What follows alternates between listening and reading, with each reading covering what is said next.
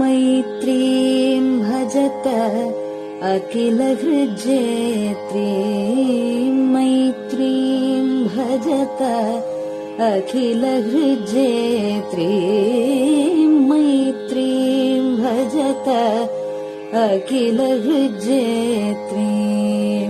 आत्मवदेव परानपि पश्यत आत्मवदेव परानपि पश्यत युद्धं त्यजत स्पर्धां त्यजत युद्धं त्यजत स्पर्धां त्यजत त्यजत परेष्वक्रममाक्रमणम् त्यजत परेष्वक्रममाक्रमणम् मैत्रीं भजत अखिलहृज्जेत्रीं जननी पृथिवी कामदुघास्ते जननी पृथिवी कामदुघास्ते जनको देवः सकलदयाळुः जनको देवः सकलदयाळुः दाम्यत दत्त दयध्वं जनतां दाम्यत दत्त दयध्वं जनतां श्रेयो भूयात् सकलजनानां श्रेयो भूयात् सकलजनानां श्रेयो भूयात् सकलजनानां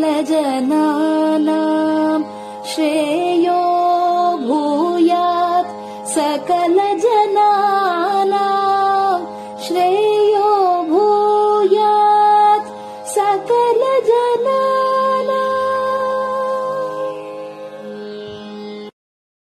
பெரிவாசரணம். மைத்ரீம் பஜத. பாடியவர் குமாரி சிவஸ்ரீ ஸ்கந்தபிரசாத். பெரியவா சரணம். வணக்கம். பெரியவா வானொலியின் காலை நிகழ்ச்சிகளுக்கு உங்களை அன்புடன் வரவேற்கிறோம். முதலில் பெரியவா சுப்பிரபாதம்.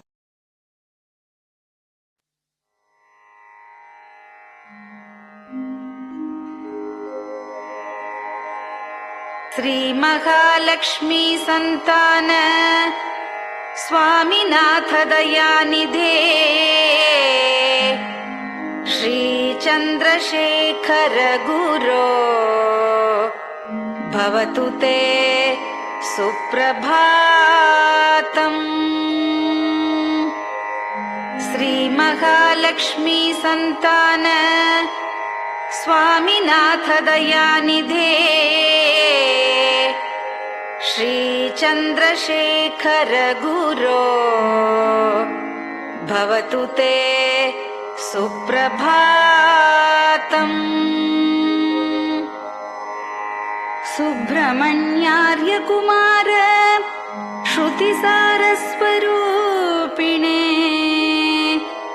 भगवच्छंकराचार्य भवतु ते सुप्रभातम्. सुब्रह्मण्यार्य कुमार श्रुतिसारस्वरूपिणे भगवच्छंकराचार्य भवतु ते सुप्रभातम्. उत्तिष्ठ स्वाम्यधिष्ठानात् जगद्गुरु महाप्रभो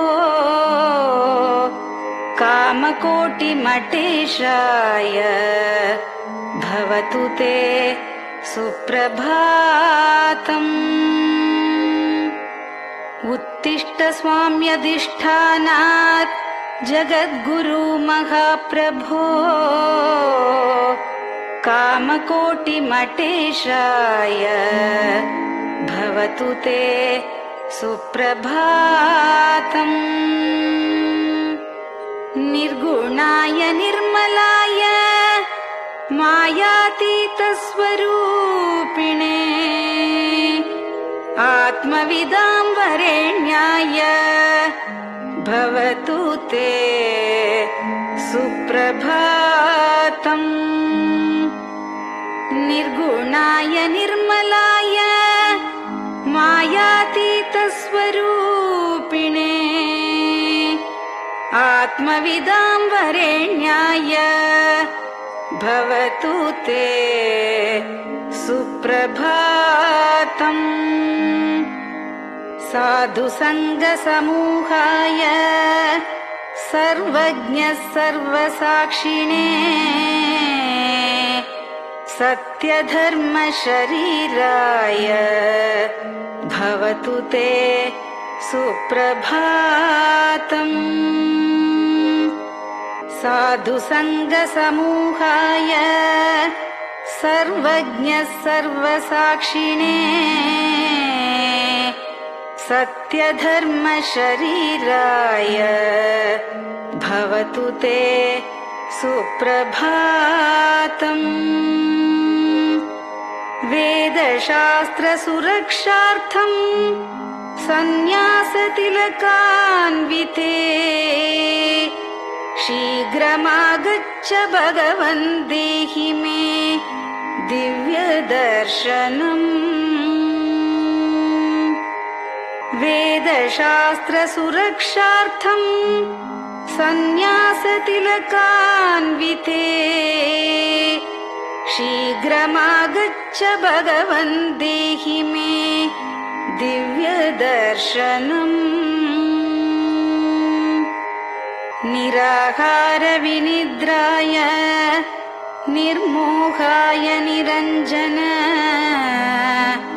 अप्राकृतशरीराय त्रैलोक्यं मङ्गलं कुरु।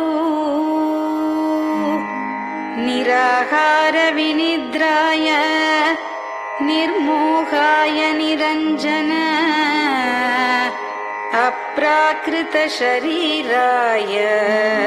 त्रैलोक्यं मङ्गलं कुरु। सम्पूर्णकल्याणगुण सच्चिदानन्दमद्गुरो अत्यद्भुतचरित्राय त्रैलोक्यं मङ्गलं कुरु। सम्पूर्णकल्याणगुण सच्चिदानन्दमद्गुरो अत्यद्भुतचरित्राय त्रैलोक्यं मङ्गलं कुरु। आदिमध्यान्तरहित चराचरमयान्विते अद्भुताय अशोकाय त्रैलोक्यं मङ्गलं कुरु।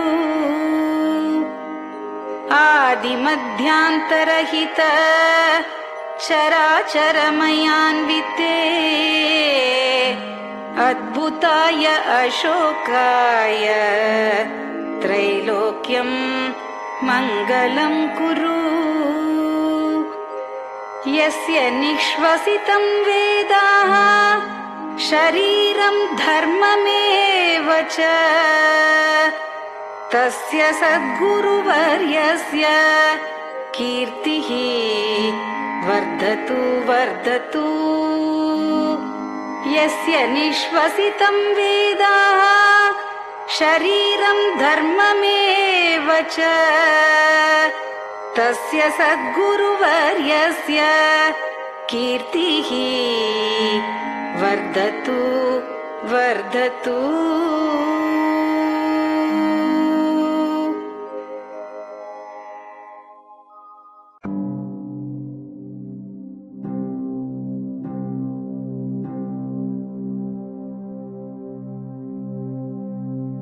हर हर शङ्कर जय जय शङ्कर हर हर शङ्कर जय जय शङ्कर हर हर शङ्कर जय जय शङ्कर हर हर शङ्करा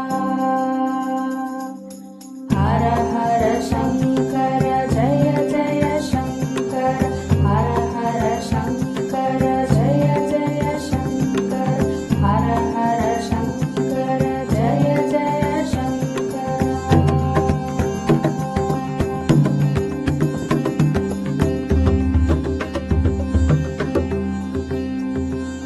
श्रुति स्मृति पुराणानाम् आलयं करुणालयं नमामि भगवत्पादं शङ्करं लोकशङ्करं श्रुति स्मृति पुराणानाम् आलयं करुणालयं नमामि भगवत्पादं शङ्करं लोकशङ्करम् हर हर शङ्कर जय जय शङ्कर हर हर शङ्कर जय जय शङ्कर हर हर शङ्कर जय जय शङ्कर हर हर शङ्करा हर हर शङ्कर जय जय शङ्कर हर हर शङ्कर जय जय शङ्कर हर हर शङ्कर जय जय शङ्कर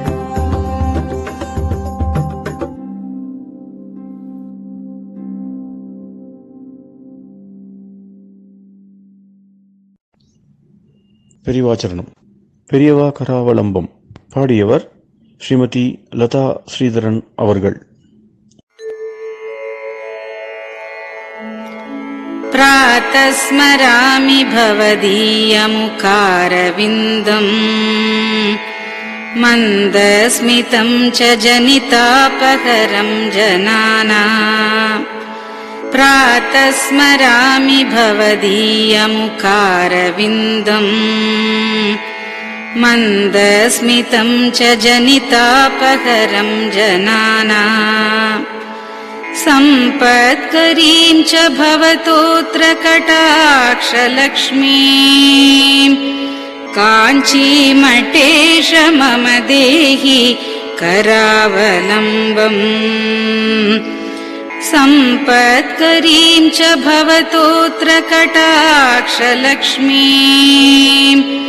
काञ्चीमठेश मम देहि करावलम्बम् काञ्चीमठेश मम देहि करावलम्बम् काञ्चीमठेश मम देहि करावलम्बम् काञ्चीमठेश मम देहि करावलम्बम् प्रातः स्मरामि कलिदोषहराणि यानि हृद्यानि दिव्यमधुराणि मनोहराणि प्रातः स्मरामि कलिदोषहराणि यानि हृद्यानि दिव्यमधुराणि मनोहराणि वाक्यानि तेऽध्यवदनाम्बुजनिर्गतानि काञ्चीमठेश मम देहि करावलम्बम् वाक्यानि तेऽध्यवदनाम्बुजनिर्गतानि काञ्चीमठेश मम देहि करावलम्बम् काञ्चीमठेश मम देहि करावलम्बम् काञ्चीमठेश मम देहि करावलम्बम् काञ्चीमठेश मम देहि करावलम्बम् वक्षस्थलं विमलहेम समानवर्णम् भस्माङ्कितं जनमनोहरकुङ्कुमाक्तम्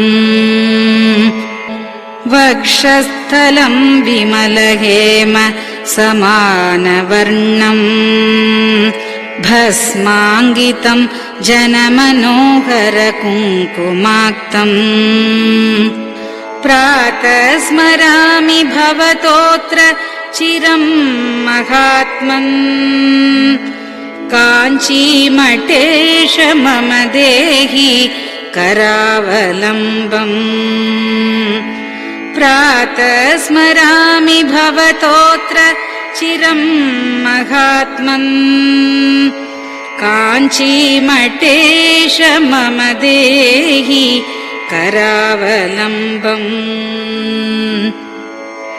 काञ्चीमठेश मम देहि करावलम्बम्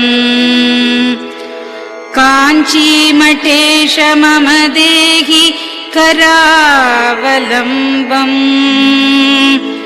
काञ्चीमठेश मम देहि करावलम्बम् मत्तेभतुल्यगमनं च निरीक्ष्यतेऽद्य यात्वा वनान्तरमनन्तगजाश्च लीनाः मत्तेभतुल्यगमनं च निरीक्ष्यतेऽद्य यात्वा वनान्तरमनन्तगजाश्च लीनाः प्रातः स्मरामि गजराजगतिं तवेदम् काञ्चीमठेश मम देहि करावलम्बम् प्रातः स्मरामि गजराजगतिं तवेदम् काञ्चीमठेश मम देहि करावलम्बम् काञ्चीमठेश मम देहि करावलम्बम् काञ्चीमठेश मम देहि करावलम्बम् काञ्चीमठेश मम देहि करावलम्बम् दक्षेण दण्डमवलम्ब्य सदैतरेण हस्तेन चारुकलशं च विराजमानम् दक्षेण दण्डमवलम्ब्य सदैतरेण हस्तेन चारुकलशं च विराजमानम् रक्ताम्बरं च तव चारु कटिं स्मरामि काञ्चीमठेश मम देहि करावलम्बम् रक्ताम्बरं च तव चारु कटिं स्मरामि काञ्चीमठेश मम देहि करावलम्बम् काञ्चीमठेश मम देहि करावलम्बम् काञ्चीमठेश मम देहि करावलम्बम् काञ्चीमठेश मम देहि करावलम्बम् विस्मृत्य दोषमखिलं च ममापराधम् त्रातुं च याध्य भगवन् कृतबद्ध दीक्षा विस्मृत्य दोषमखिलं च ममापराधम् त्रातुं च याध्य भगवन् कृतबद्ध दीक्षा प्रातः स्मरामि यति पुङ्गवतेऽनुकम्पाम् काञ्चीमठेश मम देहि करावलम्बम् प्रातः स्मरामि यतिपुङ्गव तेऽनुकम्पाम् काञ्चीमठेश मम देहि करावलम्बम् काञ्चीमठेश मम देहि करावलम्बम् काञ्चीमठेश मम देहि करावलम्बम् काञ्चीमठेश मम देहि करावलम्बम् प्रातः स्मरामि भवदीय पदारविन्दम् यस्मात् प्रयान्ति दुरितानि महान्ति तानि प्रातः स्मरामि भवदीय पदारविन्दम् यस्मात् प्रयान्ति दुरितानि महान्ति तानि आयान्ति तानि मुहुरुद्य सुमङ्गलानि काञ्चीमठेश मम देहि करावलम्बम् आयान्ति तानि मुहुरुद्य सुमङ्गलानि काञ्चीमठेश मम देहि करावलम्बम् काञ्चीमठेश मम देहि करावलम्बम् काञ्चीमठेश मम देहि करावलम्बम् काञ्चीमठेश मम देहि करावलम्बम् स्नानाश्च पानाश्च निषेवणाश्च ध्यानाश्च पापानिलयं प्रयान्ति स्नानाश्च पानाश्च निषेवणाश्च ध्यानाश्च पापानिलयं प्रयान्ति हे तीर्थपादानुसवं पदं ते तीर्थं च तीर्थीकरणं भजामि हे तीर्थपादानुसवं पदं ते तीर्थं च तीर्थीकरणं भजामि काञ्चीमठेश मम देहि करावलम्बम् काञ्चीमठेश मम देहि करावलम्बम्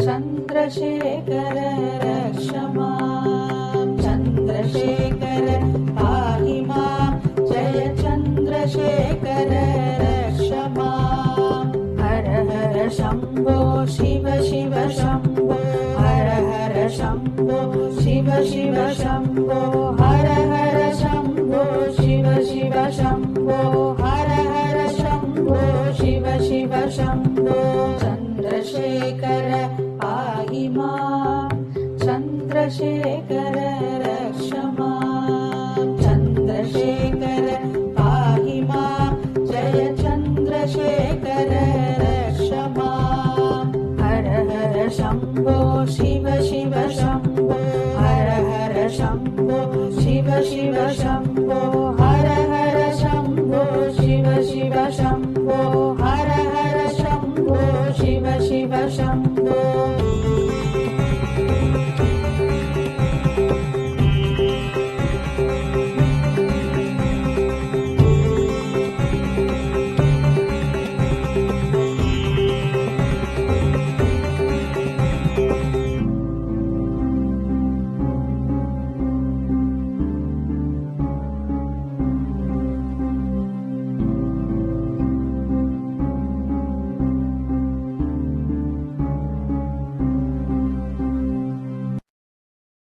பெரியவா சரணம்.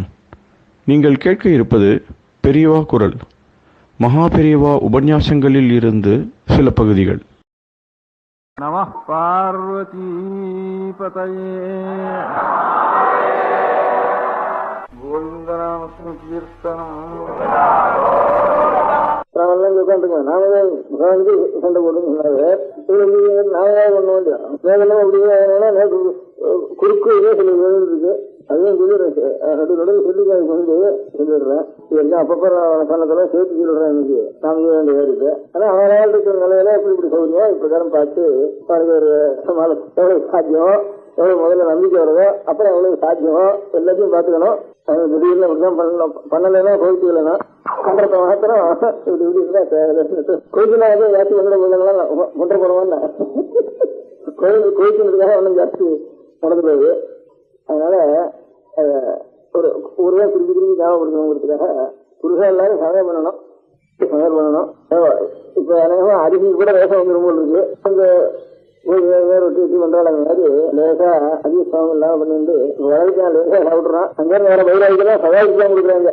நான் சமைச்சு போட்டாலும் முக்கால் சீராக சாப்பிட மாட்டான். ஏன்னா நம்ம சாப்பிட மாட்டாங்க, சொத்தா கூட சாப்பிட மாட்டான். நாம எந்த கேள்வி இருந்தாலும் சரி, நமக்கு மேல ஒரு கேள்வி இருந்தாலும் சரி, அந்த கேள்வி எடுத்துக்கணும் அவன் சொல்ல வேண்டாம், கேட்க வேண்டாம். அவனும் தனித்தனியா மேல் ஜாதி சாப்பிடுறது இப்படி ஜாதியில் இந்த வித்தியாசம் வேண்டாம். ஜாதி வரிசைங்கிறது இந்த விஷயம் இல்லை. கடமையில ஜாதி வரிசை வேணும், நம்ம செய்ய வேண்டிய ஜாதி வரிசை வேணுமே தவிர வஸ்தி ஜாதிக்கு அதுதான் சண்டை இதுல ஜாதி வரிசை வேண்டவே வேண்டாம். கடமை நாம் இது வந்து நம்முடைய கடமையோ அந்த வர்ணத்துக்கு என்ன கடமையோ அந்த கடமையை நாம் நடத்த வேண்டியது. அதுல மாத்திரம் நினைச்சுக்கணுமே தவிர ஜாதி விஷயத்துல கூடவே கிடையாது. சாப்பாடுலாம் ரொம்ப வந்து அதனால முதல்ல எல்லாரும் அவதான் எந்த ஜாதியா இருந்தாலும் அவன் தன் கையாலையும் சாப்பிடுறது அப்படின்ட்டு. வடக்கு வீட்டுல 10 இருக்கிறவங்க கூட ரொம்ப இங்கே வெளியில போனவங்க என்ன பண்றது தமிழகமே அந்த நிலையே இருந்தாது. எங்கேயான இடத்துல இது பண்ணி தயிராக வாங்கி இதன் வெட்டியாக வச்சுட்டு இன்னும் கூட சொல்லுவோம். ஆத்திரியே பூரி எடுத்துட்டு ஒரு வாரத்துக்கு இருக்காது. பாருங்க தொழில வாங்கி அங்கங்க சேர்ந்து பூரியை பற்றி சாப்பிட்டோம்னா உடம்பும் கிடையாது. பாக்கி அவரு சாப்பிடுறதுன்னா உடம்புக்கு வேணும் கிடையாது. இதுல வழி பண்ணுவாங்க. புளி வாங்கி சாப்பிடுறது அந்த தயிர் வாங்கி தயிர் வாங்கி சாப்பிடுறது அப்படின்னு பண்ணிவிட்டா. இதெல்லாம் அங்கே போய் கொஞ்சம் சாதா சொன்னாலும் வெட்டி எடுத்துட்டு தானே தான் பண்ணணும் எல்லாத்தையும் அப்படின்னு அவ்வளவா சமையல் பண்ணிக்கணும். புதுசாலாம் சமையல் பண்ணி கற்றுக்கணும். வாரத்துக்கு ஒரு நாளாவது சமையல் பண்றதுன்னு பழக்கம் கொடுக்கணும் ஒன்றும் தேவையில்லை. ரெண்டாவது மதியங்கிற வாஸ்தவம் இருந்தாலும் ஒரு 10 இல்லாம நான் மாம்சம் சாப்பிடலன்னு நினைச்சுக்கிறேன். ஹிம்சை பண்ணல பிராணிகளேன்னு நினைச்சுக்கிறத சாப்பாட்டு ஹிம்சை பண்ணாவது காட்டிலும் ஒரு 10,000 மடங்கு 10 கட்டிக்கிறது ஹிம்சை பண்றோம். நாம் 10 கட்டிக்கிறதுனால எத்தனை உயிரை உங்கள்றோம். அதனால 10 வேண்டான்னு வச்ச தேவை 10 நிமிஷம் பட்டு இருக்கு. நம்ம மடத்துல சுவாமி அந்த விட்டு இருக்கேன். ஹிம்சை பண்ணாம ஒரு நிமிஷம் பட்டு இருக்கு. அது என்ன இது நான் 10 எதுக்காக ரொம்ப அழகா இருக்கு மெதுவா இருக்குன்னு அப்படின்னா இருக்காது. முரட்டு கலர் கண்ணு முரட்டுத்தனமா இருக்காது. அதனால அந்த மட்டும் வாங்கியும் பிரயோஜனம் இல்லை. அது ஆனா குளிர் நல்லா குளிர் அடக்கம் அவ்வளவுதான். அது வடக்க எண்டின்னு சொல்றது அசாமில் இருக்குது. எண்டின்னு 2-3 பேர் இருந்தா இருக்கு. இப்ப அந்த மட்டும் வாங்கி ஆகணும் இல்லை, வாங்கலாம். நல்லா குளிர் அடக்கமா இருக்கும். சீக்கிரத்துல போகாது, நல்ல கட்டியா இருக்கும். இது அதுக்காக அதோட பிரச்சாரத்துக்காக சொல்லலை. இப்போ அது நான் வியாபாரம் பண்ணது. சுவாமிக்கு 10 பேர் சுவாமிக்கு அர்ப்பணம் பண்ணோம்னா மோட்டா வரனாலும் இருக்கட்டும். சுவாமிக்கு ஒரு 4-5 வருஷம் உபயோகப்படுத்திருக்கேன். அது மாத்திரம் இந்த பட்டெல்லாம் வச்சு கொடுக்க வேண்டாம்ட்டு 4 வருஷம் மாத்திருக்கேன். அதனால நான் எல்லாமே இந்த 10 குறைய அது இல்லாம சாப்பிடுறோம். ஒவ்வொரு குடும்பத்திலையும் குறைச்சா கடனே இருக்காது. மாச முடிவுல சிரமப்படுறவன் அந்த சிரமம் வரவே வராது. நமக்கு நம்ம இன்னும் 2 குடும்பத்தை நம்ம ரசிக்கலாம். நம்ம வருமானத்தை வச்சு அதுக்கும் சரி, பாபமும் சரி. சாதியில பாபம் இருக்கா இல்லையா அது வேணும் ஆச்சாரம். உடம்புக்காக நோய் சொல்றேன். இப்ப அதெல்லாம் நான் இதுல அதிகாரி இல்லை சொல்றதுக்கு பாபம் ஒண்ணு சொல்லலாம். நம்ம விரிவாலாம் இல்லாம இன்னும் கிரகமா தான் இருக்கா எல்லாரும். இதெல்லாம் ஒன்றும் சாப்பிடாம கிரகமா தான் இருந்தா ஏதாவது ஒரு பதில் வேணும் பண்ணிக்கிறது. மலையாளத்துல கஞ்சின்னு ஒன்று போட்டு சாப்பிட்ற காரணம் அது பலா இலை எல்லாம் வச்சு அது ரொம்ப சுவாரஸ்யமா பண்றாரு. காரணத்துல கஞ்சி ஒன்றும் பண்றேன். ஏதாவது பண்ணி ஓர போடுறது கஞ்சி போடுறது எண்ணெய் சாப்பிட்டு வேணும்னா காலை வேலைக்கு வேற வேணும் பண்ணிக்கலாம். ஒரு கோதுமை கஞ்சி ஒரு மோர் ஏதாவது பண்ணிக்கலாம். உடம்பு கெடுதல் இல்லாம இருக்கிறதுக்கு பண்ணிக்கலாம். இது ரொம்ப பணமும் ரொம்ப வீணாப்படுறது. பணம் வீணாப்படுறது பாவம் இருக்கு பத்துல. நாம் நேரம் கொலை பண்ணாம கூட நாம் வந்ததுனால எத்தனையோ பேர் கொலை பண்றோம். அதனால இந்த பட்டுப்படையாங்கிறது இல்லாம இருந்தா தேவையில்ல. அது புருஷன் எல்லாரும் எங்க போனாலும் தானே சமைச்சுக்கணும். வேற எந்த இடத்துல போய் ஒன்றும் சாப்பிட வேண்டாம். இந்த தமிழ்நாட்டு எல்லாரும் தமிழ்நாட்டிலே புருஷாலும் எத்தரும் ஆத்துல பட்டு வேண்டாம். ஏதோ கம்படியா நாடுபடியா அப்படிதான்றதுதானே மடிக்கி அடிச்சு அப்படி உபயோகப்படுத்திக்கலாம். இவ்வளவு டீட்டெயில்ஸ் தான் எல்லாம் அவனோட சோசியல் கர்மனை இருக்கா நமக்கு வந்து நமக்கு சீரம் பண்ணிக்காங்க. அதெல்லாம் பார்க்கறதுக்கு மூட்டு கொடுக்குறது மூட்டு ஆத்ம பிராணம் என்ன விடும் எட்டு பேருக்காக அதெல்லாம் நமக்கு இப்போ அதான் நமக்கு பெருசு அவன் ஜீவனோட அர்த்தம் தான் இப்போ சோசியல் கர்மங்கிறது அர்த்தம். நாம் செய்ய கொஞ்சம் கவனிச்சுக்கணும். அதனால பட்டுப்பட வேண்டாம், லப்புக்கு சாப்பிட போக வேண்டாம், காசு வேண்டாம். இது உணர்ந்து ஒன்றது எனக்கு பாய். குழந்தைகள் கொஞ்சம் பெரிய வேலை வச்சுதானே அதுக்கப்புறம் இப்போ வெள்ளைய வீட்டுல ஒரு மேரியார் வீட்டுல நாயுடு வீட்டுல அவள்தான் இது வரைக்கும் எப்படி பழக்கம் இருக்காலும் ருத்துவானத்துக்கு கல்யாணம் பண்றதுன்னு பரம்பரையா ஏற்பட்ட குடும்பங்கள்ல ருத்துவானத்துக்கு கல்யாணம் ஆன வரைக்கும் ஆத்துக்குள்ளே வச்சுட்டு அவளுக்கு தான் படிக்குதுன்னா அது சொல்லிக் கொடுக்குறது. வெளியில் அனுப்பாம தேவையில்லைன்ட்டு அது இருக்கிறாங்க எனக்கு. அது போய் ஒரு நாள் சொன்னா மறந்து விடுறது அநேக காரியங்களை மறந்து விடும். அதுக்காக இன்னொரு திரும்பி எல்லாத்தையும் சேர்த்து குழந்தைகளை ஆத்திலேயே வச்சுக்கிறது. ஆத்திலேயே சில புத்தகங்கள் அதுக்கு தானா நேர் இருக்கு, இன்னும் புத்தகங்கள் இருக்கு, தமிழ்லயே அர்த்தம் போட்ட புத்தகங்கள் இருக்கு. தமிழ்ல 19 திருப்பி அர்த்தம் போட்டு தானா தெரிஞ்சுக்க முடியாத நல்ல சாஸ்திர விஷயங்களையும் சம விஷயங்களையும் பக்தி விஷயங்களையும் நாராயணம் வச்சு போட்டிருக்காரு. மலையாளத்துல இருந்து நல்லா போட்டிருக்காரு. 19 திருப்பி போட்டிருக்காரு. அப்படி ஒரு 10 நூறு அர்த்தத்தோட அந்த அர்த்தத்தையும் சேர்த்து வேணா நல்ல தியானம் வந்து விஸ்வானுபவம் கிடைச்சிடும். அது தெரிஞ்சா போரும் குழந்தைகளுக்கு. அப்புறம் ரொம்ப சௌகரியடையா இருந்தது. அதனால சீக்கிரத்திலையும் இல்லை. அவன் சட்டம் 14 15 கூட நம்மளுடைய நிர்பந்தம் காரியங்கள்ல ரொம்ப நாள் ஆகுது. குழந்தைகளுக்கு கல்யாணம் கூட ஆக இருக்கிறது. அது வரைக்கும் வந்து இந்த படிப்பு இருக்கிறதுன்னு வச்சுருந்தவனா கொஞ்சம் நாளைக்கு பக்தி உண்டாகும். கல்யாணத்துக்கும் சீக்கிரத்துல சீக்கிரம் ஆட்சிக்குள்ள வச்சுருக்கோம் ஒரு வேலைன்னு வச்சிருக்கோம். கல்யாணம் ஆகலையோங்கிற வேலைக்குள்ள மட்டும் அவளை விஜயிக்கணும் பிறகு வேற வேலை அவளை சம்பாதிக்கிறது நமக்கு கல்யாணம் ஆகையாக இப்படி கொஞ்சம் மனசுக்கு திட்டப்படுறது இப்படி எல்லாம் கூட ஏற்பட்டு போயிடுறது. அதுக்காக சொத்து விட்டு சட்டம் கொடாமனா ஐயர் ராஜாங்கங்கள வேற அநேக லோஞ்சிருக்கப்போ இந்த சவங்களுக்கு எல்லாத்துக்கும் பொதுவாக நினைக்கிறது குழந்தைகளுக்கு கல்யாணம் பாக்கி இருக்கு. இது வரைக்கும் பெரிய குடும்பங்கள்ல எப்படி வரைக்கும் வச்சுட்டு இருக்காளோ அந்த மாதிரி விவேகானந்த இந்த ருத்துவானத்துக்கு அப்புறம் வரைக்கும் அந்த மாதிரி கிடையாது இருக்கு. இதுவரைக்கும் கல்யாணம் ஆகிட்டு பாலியத்தில் இல்லை. இப்ப அந்த நிலை வந்திருக்கிறதுனால அந்த நிலை பரம்பரையா இருக்கிற குடும்பங்கள்ல எப்படி பண்ணிட்டு இருக்காளோ அதே மாதிரி கல்யாணம் ஆனதுக்கு அப்புறம் விவேகானந்தபுரம் குழந்தைகளை ஆச்சரியம் உட்காந்து அவருக்கு நல்ல விஷயங்களை அங்கேயே படிக்க முடியாக அவருக்கு அதுலேயே சொல்ல முடியாக ஒரு நல்ல நமக்கு வேணும். ஒரு பிடிப்பு வேணும். ஒரு பிடிப்பு இல்லாத மனசு இருக்கக்கூடாது. ஒரு நல்ல ஒரு விஷயத்துக்கு வேணும் ஒன்று பிடிச்சிக்கணும். அதுதான் நமக்கு மனசு அலங்கரிச்சு. இது அதான் எல்லாரும் இப்போ ஞாபகம் இருந்தது. அதாவது எல்லாரும் சமையல் பண்ணி லேசா ஆகாரம் பண்ண முடியாம பழக்கணும். அது கிளப்புல போய் சாப்பிட வேண்டாம். அதுக்கப்புறம் பட்டு வேண்டாம்னு தோன்றது, காஃபி வேண்டாம்னு தோன்றது. நம்ம குளத்துல வந்து பரம்பரையா அந்த ஒரு நிதானஸ்தானம் ஒவ்வொருத்தரும் எடுக்கணும் அப்படின்னு தோன்றது. குழந்தைகள் வரதுக்கு அப்புறம் கல்யாணம் ஆகிற வரைக்கும் ஆத்திரியும் வெளியில எங்கேயும் போக முடியாது வச்சாங்க. ஆத்திரியும் இருந்து அவளுக்கு இந்த பகவத் பக்தி இருக்கக்கூடிய நல்லா தமிழ் அர்த்தம் நல்லா 19 பிடிக்க முடியும். புத்தகங்களை வர வச்சு அந்த மாதிரி புத்தகங்களை வச்சு அப்படியே அவளுக்கு மனப்பாடம் பண்ண முடியாது பண்ணி அவளுக்கு யுத்தத்தையும் உண்டாகி பகவத் பக்தியும் உண்டாக முடியாத அந்த காலத்துல பண்ணி முடிவு வரைக்கும் நம்முடைய எத்தனை அவ்வளவு பண்ணாமோ அவளை வச்சு கல்யாணம் ஆக முடியாது. நம்மளை பிராக்டிஸ் செஞ்சு அதை பண்ணணுங்கிறது இவ்வளவும் நாங்களே சொன்னதுதான் எண்ணத்துலதான் விட்டுட்டேன். கடைசியில் சொன்னது ஏதானும் கடைசி வருஷம் ஒரு நாமம் அல்லது ஒரு ஜபம் காயத்ரி சங்காரஸ்தானம் இதை விடாம எல்லாரும் செய்யணும். நாம் ஜாதியில வசதி இன்னும் ஜாதியில மற்றவங்க அந்த நினைவு வேண்டாம். நாம் ஜாதிக்கு என்ன கடமை செய்யணும், பகவானுக்கு நாம் செய்ய வேண்டிய இருக்கிறீங்கன்னா லோகத்துக்கு நாம் செய்ய வேண்டிய நம்முடைய கடமை என்ன அப்படிங்கிறது அதுக்காகத்தான் வச்சுக்கணும். இந்த ஜாதி அதுக்கு உபயோகப்படுத்த தவிர அது அந்த காலத்துல இந்த ஜாதிங்கிறது நமக்கு ஜாதிய வசதி கருத்துங்கிற ஒரு பேதம் இல்லாம ஆகிறதுக்கு காரணம் என்ன இருந்ததுன்னா பக்தியும் நிறைய இந்த நேரத்துல இந்த எந்த ஜாதியா இருந்தாலும் பக்தாளா இருக்கிறதால கோயில் ஒன்று விட்டு அவளை சுவாமியா பண்ணி புரிஞ்சு அவளுக்கு உற்சவம் பண்ணி அப்படிலாம் பண்ணிட்டு இருக்கோம் அவசரா சட்டா மத்தால் பகவானுக்கு சந்திச்சுட்டால அப்புறம் அவளை கட்டணும் முடிச்சாலும் எனக்கு இறந்துட்டு இப்ப இல்லை நாம பூஜா பண்ணது வருஷங்களுக்கு வந்து சிவாலயங்கள்ல சரி விஸ்வாலயங்கள்ல சரி அதுல பகவத்பக்தி நிறைய அவளை புரிஞ்சுட்டு போனாக்க சட்டா பகவான் மாதிரியே அவளை அது பக்தி சாஸ்திரத்துல மாத்திரம் இல்லை மகாபாரத ராமாயணம் சொல்லி கூட பிரம்மவியாசாயம் கூட்டாளு வீரர்களை கூட்டாளு சட்டா எவ்வளவு ஜாதியில வந்து கர்மான ஸ்தானங்கள்லாம் வந்து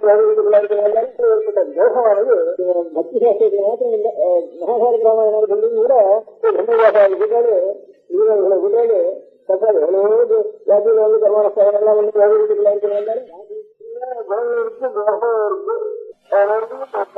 தோஷங்கிறது ஒரு மாற்று வேணும் அங்கிருந்து அதுக்கு நல்ல தர்மமும் பக்தியும் எத்தனை வளர்ந்ததோ அத்தனை பக்கம் இந்த தோஷங்கள்லாம் இருக்கணும்.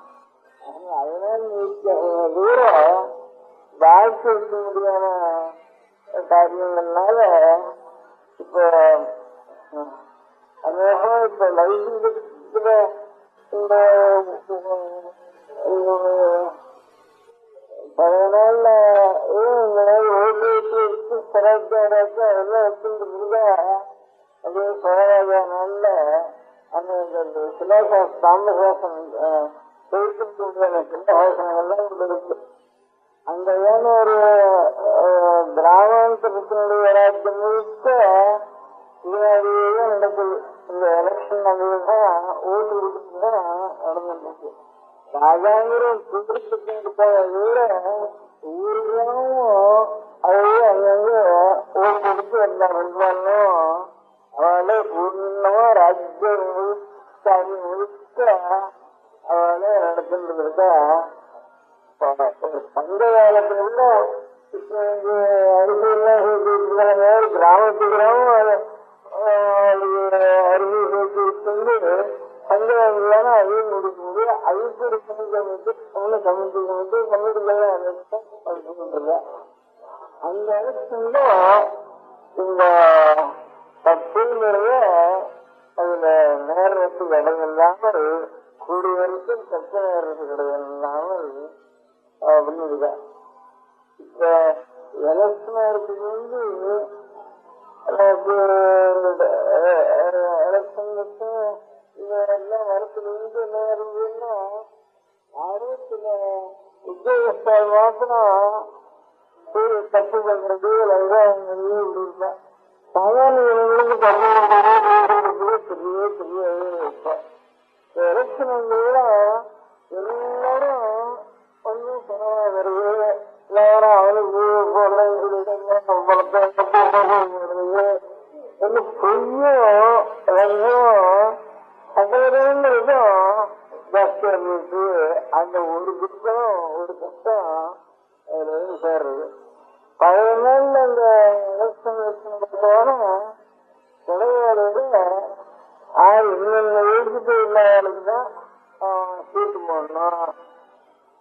வீட்டுக்கு இல்ல சாயந்தரத்து இருக்கிறாதானே அப்புறம் அவன் பிராதிகள்லாம்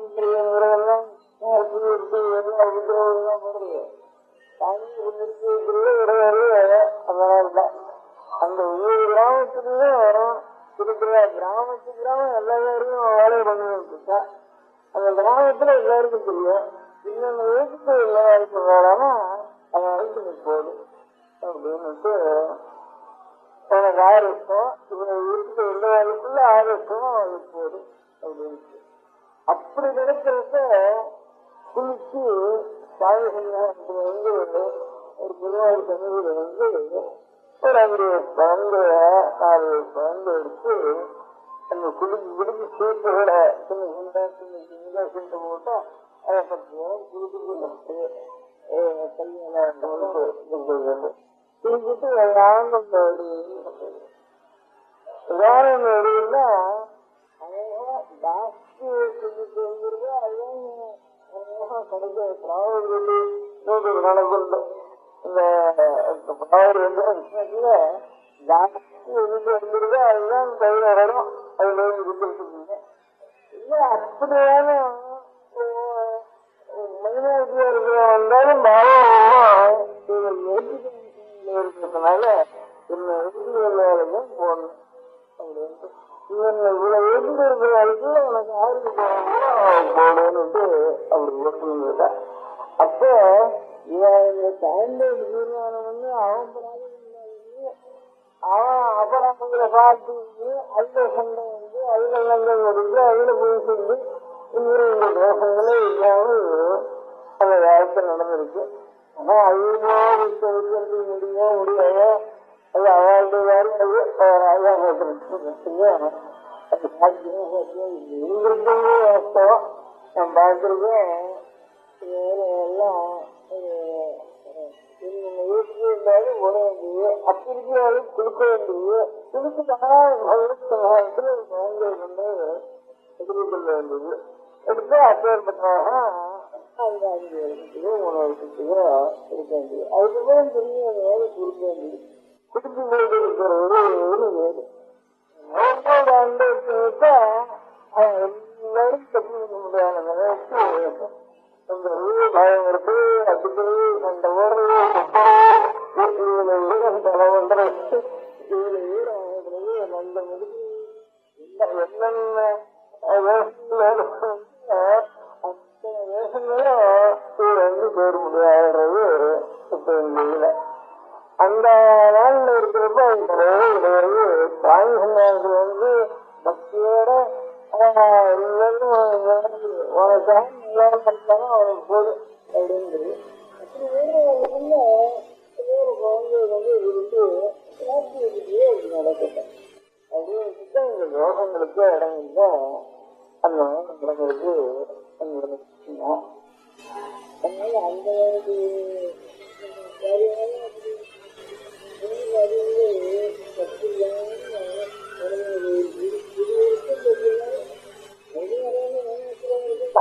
இந்த கருவி ஏமாத்துக்கு அதுக்கப்புறம் வச்சுட்டோம்னா கடினமாக ஏன் தப்புவோம். அப்ப ராஜா பார்த்து அப்போ இருக்கக்கூட அதுக்கு ஏன் தப்பு இந்த மாசம் அவன் பார்க்கறது அந்த வேகத்துல திரும்பி இருக்கு. அதனால இப்ப நாம செய்யறது இந்த பக்தின்னு சொன்னாலும் எத்தனைக்கப்புறம் ஜாஸ்தி இருக்கு. அவளை நாம் நம்ப அவளோட அனுபவத்தை பெறணும் அப்படிங்கிற ஒண்ணுதான் இருக்கும். அந்த மட்டம் குறைய குறைய குறைய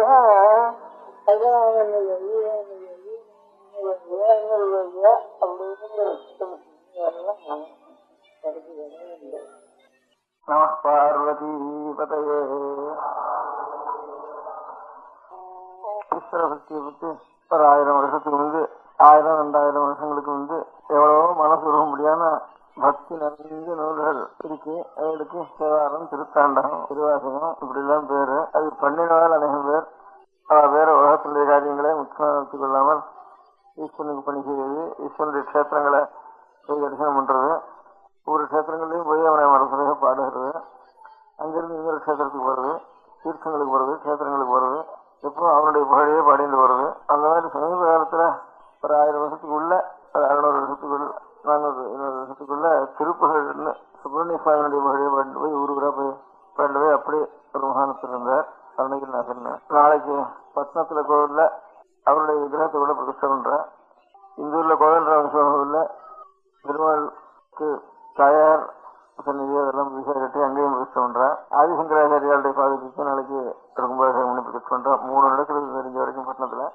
அந்த தேவாரங்கள் திருத்தாண்டகம் 1000 வருஷத்துக்கு முந்தி இருந்த தமிழ்ல இருக்க முடியாத உயர்ந்த நூல்கள் எல்லாம் செய்தவர்களை பற்றி அநேகம் பேர் செய்திருக்காங்க. அதை பற்றி எல்லாம் அநேக சரித்திரங்கள் இருக்கு.